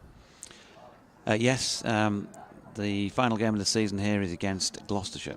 In I'm just wondering why there is a Hessian covered wicket. You're used to seeing it in the middle of the summer when there's a glut of one-day cricket and things like that. But we just like a bit of Hessian in Yorkshire. They do, don't Derry they? Gur round here, you know. That's just nudge down. Well, maybe nudge flatters it a little, but as I said earlier, they all count. 4 runs down to third man. It's a magnificent shot, to be fair, by Jack Shutt. The offered bat at ball, he opened the face. Always in control of it. Right. Oh. And I was the one who thought that Code was batting at number 10, all right? Yeah. He's just got 50% of his first class runs in addition to those he'd scored in one stroke there, Jack Shutt. I was just about to speculate that his first scoring shot might be a 6 back over the bowler's head. I got that one wrong. As Porter moves in and bowls to Shutt, who ducks beneath a short pitch delivery, quite a bit short, and ball goes through to the keeper, and the door did open. I thought James was coming back in. He came and went. So yes, Hessian. I forgot that Yorkshire's noted for Hessian. I thought of Yorkshire pudding. Yeah, and Hessian. Yeah, the first 2 things you think of, isn't it? And that's outside the off stump. Yes, I did a piece for midweek programme which goes out Wednesday. Whether or not it goes out this week with all the schedules being changed, I don't know. And I was talking about what you associate with Yorkshire, and I thought of pudding, obviously, cricket, the Bronte sisters, tea, beer, but I never thought of Hessian. Dear Lord. As Porter moves in and bowls. Well, it's just played solidly by Shutt. Give him his due. Just plays out defensively, trickles out to mid-off, where skipper Tom Wesley picks it up. We will now, well, no, it's nowhere near tea time anyway, but no, we now carry on until the 10th wicket falls. Getting ahead of myself here. And Yorkshire 130 for 9. Yep, you can take a breather if you like, and we'll wait for James to come back in. He'll be in any moment for his next little stint. Feel aggrieved that you're trying to get rid of me, you see. Okay. Well, I am, but I'm a very sensitive, sort of fellow, really. Well, I think you need to get off and get to the Yorkshire Cricket College, because they'll teach you, a bit of Yorkshire culture, and Hessian obviously needs to be top of your list. Short ball here by Allison down the leg side of Patterson. There's no run. But the other thing that you mentioned, you reeled off all of those things. the pits, all 9 race courses. You got them all involved there, all the football teams, everything. But one thing you didn't mention, Richard Davies, to give you a Sunday name, is the White Rose itself that you didn't think of when you thought of Yorkshire. No, I didn't, did I? No. Allison then, under heavy Headingley skies still, and that's up there to drive, and invitation accepted by Patterson, who always drives in that square motion, always opens the face, and he's got a single for it. Yeah, you referred to race courses, and I know you're a very big racing man, and nearly every town we came through on the way here, I said to my charming wife, I said, I think there's a race course here. And after a while, I think she said, has every town in Yorkshire got a race course? I said, no, but it does seem to have more than most. Is that just because it's bigger, or are there a disproportionately large number of race courses in Yorkshire? I think size matters in that respect. Dick, good delivery by Allison. Shut, pushing it thin air outside off stump. Yeah, because obviously there's a bit more space to fit more in, I guess. Yes. There are 9 in Yorkshire. There are 9, yeah. Well, that's 8 more than there are in Essex. Yeah, but what finer place could you find than Chelmsford City Racecourse? I always have been there once. I went there on media day, yes. What was it? They bowed you after that, did they? Yes. Yeah, you know, that goes along with the Western Terrace. Allison to Shut, who's flicking it one down the leg side. Very good take by Rossington, stopping 4 buys. Excellent effort from him. He's remarkably nimble, Rossington, for a man of, oh dear, I started so I'll finish, comfortable build. That's an impressive, impressive rearguard action there from where you were going with that. Yes, thank you. So Shut 4 from 19. He's seeing more deliveries than he does in most of his knocks out there. And here's Allison bowling to him, and another good delivery. It's just very good bowling in helpful conditions, and you can't do much of anything about this as a number 11 batter. No. And Jack Shutt's still there. That's really all he can say at the moment. Yeah, and I mean, obviously, cricket fans around the county know of Jamie Porter. They probably now know of Sam Cook, because he's made a big impact on the game. And, the likes of Allison is less well known, and even Snater, but Essex's backup attack is almost as impressive. Allison again, wide of off stump, shut down on one knee, playing an attacking shot, but unfortunately doesn't time it as his body language suggested he might. And it's along the deck to Wesley at mid-off. End of the over. 50 now complete in this Yorkshire first innings, and having been put into bat by Essex this morning, they're 131 for 9. Yeah, and I speak as somebody who as always over the years, tried to be very objective watching and commentating on cricket. Yes, because I love the game as much as I love Essex almost. But some of our colleagues, certainly no names, no factual, are very, very one-eyed and can only see the game from one point of view. I like to have a rather broader aspect on it than that. But nonetheless, the Essex attack is very useful by any standards. Oh. Just there next to your feet. You just dropped your Essex scarf that was round your neck. God, I only fell for that one as well, didn't I? As that's played back to Porter. And Yorkshire 131 for 9, with Patterson not out 7, Shut not out 4. Yeah, Pato, he's got 2,680 first-class runs to his name, and a highest of 63, averaging 15.49 over his lengthy career, 183 matches. Porter moves in again and bowls, and that's just played defensively, trickles back to the bowler. Just remind listeners of our email address, bbcessexcricket@gmail.com. We haven't had a lot of emails today, I suppose in a way it's understandable. People have got other things to do, or their minds are on other things than cricket. But Michael says Chigwell, not far from Thaden Boys Cricket Club. Yeah, very pleasant little ground. sure I played against them when I played against most clubs in Essex over the years. That's just played defensively, and the batsman obligingly picks it up for the bowler. Now he also says it's not far from Thaden Boys CC D and J.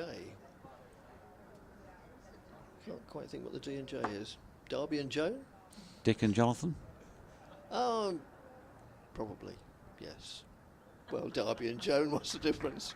I know that's when my colleague is on, who's coming up the final 2 days.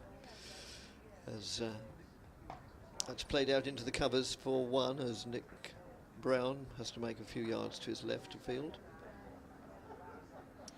1 run is taken Yorkshire onto 131 for 9. Amongst the many things that are impressive here is the speed at which the scoreboard gets the score up. We're so used to some grounds where, you know, it can be half a minute or more before they actually adjust the scoreboard. It's almost instantaneous. 131 for 9. And Porter moves it, bowls, and that's just played defensively out on the onside by Jack Shutt.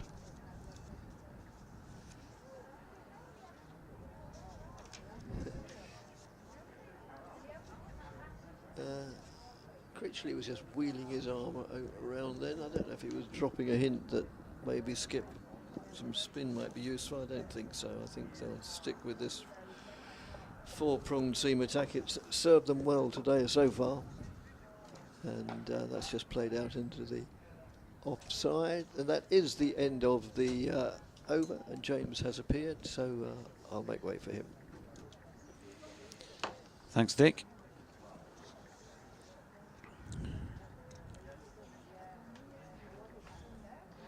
Nick Brown, I think it might be, who's putting on some protective gear to go in close here, so they've tried the tactics they've tried so far to remove this last pair. They've put on 9 runs for the 10th wicket so far. Patterson 8, Shutt on 4.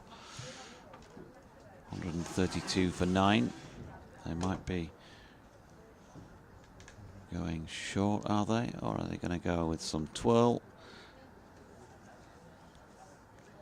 Yeah, it looks as though Dick called it right. And that Matt Critchley is going to come into the attack. From the coastal liner, Matt Critchley.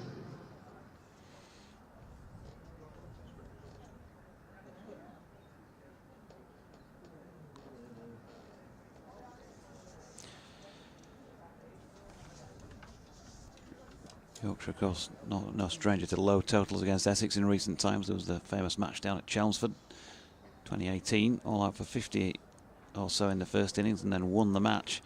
Critchley's first delivery sees Patterson run it down to 3rd man, and they'll go through for a single.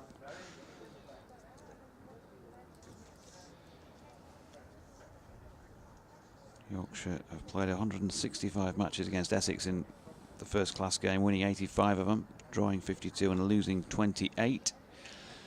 And as Dick said earlier, Essex haven't won here since 1984. As Shutt pushed one out into the offside. 133 for 9. Critchley in, and Shutt just pushing forward into the offside. Bring James in a mo. Critchley getting through this over pretty quickly. Not sure if that's anything to do with the light as well, possibly. Who knows, that might have come into play out there in the middle. You can consciously see the umpires meet together. Shutt pushing another one out into the offside. Critchley trying to get his leg spin to turn off the straight, and looks like there is a little bit with that wrist spin. But Shutt across and covering that one. And one left in this first Critchley over of the match. First over of spin of the match, pushed into the offside by Shutt, who's seen it through. He's faced 28 deliveries now, Jack Shutt for his 4 runs, 26 deliveries for 9 for Patterson. Yorkshire 133 for 9. Welcome back, James. Good afternoon, Jonathan. It'd be a real hammer blow, wouldn't it, if Yorkshire don't get a burst at this Essex batting lineup in these conditions, and they're taken off, and they come back tomorrow when it's 20 degrees and there's not a cloud in the sky. Have you seen him have a word? I didn't consciously see whether or not the umpires met, and maybe it's on suggestion. But then again, I don't suppose it can be, can it? Because Jamie Porter's going to continue from the Howard Stand end. No, I merely brought it up with you mentioning of the introduction of spin, but it is Porter who was on his way from the Howard Stand end, but he's decided against it, and he'll take 2 after the umpire finishes signalling a dead ball. Yeah, so the umpire's obviously happy with the floodlights, happy with the general lighting, because Jamie Porter is now on his way from the Howard Stand end, right arm over the wicket, and Patterson will nudge that one to deep backward point, and they'll take a single. Slow going, almost agonising from Yorkshire's point of view with the bat. And Sam Cook, a bit like a surgeon out there, has bowled superbly well. Not on at the moment. Yeah, 3 for 31 from his 15 overs so far today, but it's his opening partner, Jamie Porter, at the moment, right arm over the wicket, and he digs that one in. And it's kept low. Yeah, it's kept low. It's hit him on the pad, and the umpire raises his finger. So that's the end of the Yorkshire innings. 134 all out inside 53 overs. Looked to dig that one in, did Jamie Porter, and it seemed to just keep a little bit low. In fact, looking at the replay, it still looks high to me. But Jack Shutt has got to depart. It took me by surprise, the delivery and the fact it was given out, actually. But it says it's out in the scorebook, and it's a very good return for the Essex bowling attack after winning the toss and sticking Yorkshire in. Yeah, I think you'd be pretty disappointed with that from what we saw on the face of the first viewing, the live viewing of the dismissal. It didn't look like an LBW from up here, but we're not in line, and we're a long way up, so much better view for umpire Rob White down there, who gave the decision. Yeah, it's just, unless, I suppose from a television point of view, just seeing it again, you look at that and think, how can he give that? But actually the ball balloons up, so it's hit something on the way up, and it might have just hit him above the knee roll to balloon up. It's quite difficult to tell at the point at which it makes contact with him. But your first viewing is, it looks like he's gone above waist high, doesn't it? Yeah. Either way, it's out, it's in the book, and Yorkshire are all out for 134, I should say, all out after 52 overs and 2 balls of toil out there. And the Essex bowling figures, well, super stuff from Sam Cook, and also backed up by Shane Snater, who maybe grew into the role. So Jamie Porter, 13.2 overs, 3 maidens, 2 for 42. Sam Cook, 15 overs, 7 maidens, 3 for 31.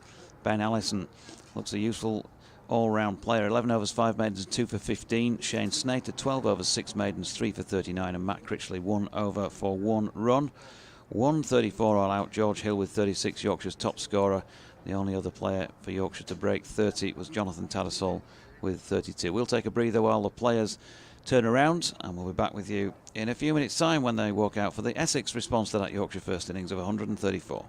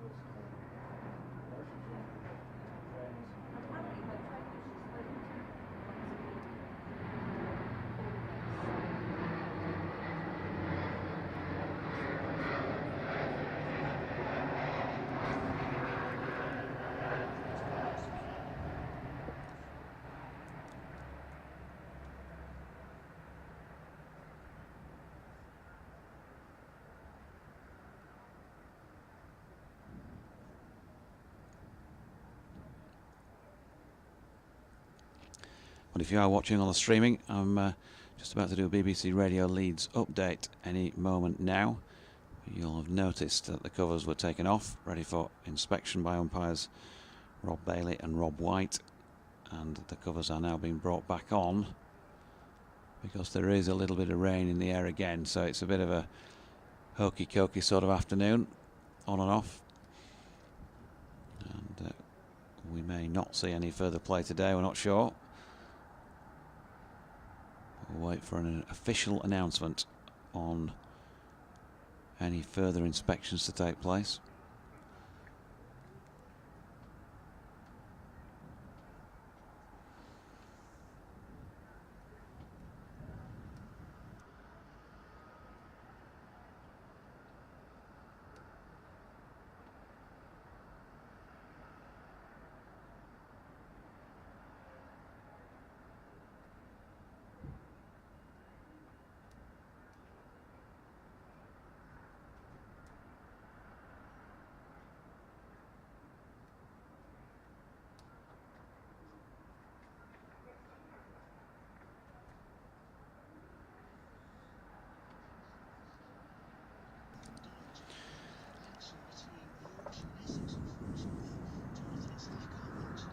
Lack of action, yes, Richard. Yorkshire were finally bowled all out for 134, yeah, just 134. An hour and a half or so ago now, came off at 255. Rain started in that 2 or 3 over spell that they have when they're making the turnaround between innings. Covers came on. We've had pretty bad light and rain since then. The covers have just come off, ironically, just before you come to me for the umpires to inspect at 4:30, but just as they were walking out, they started bringing the covers back on again because there's been a bit more drizzle, and so yeah, no play to report for the last 90 minutes or so. Still waiting for Essex to go in and bat for the first time in the game. Yorkshire bowled out for 134, and no announcement at this stage of any further inspections on day one.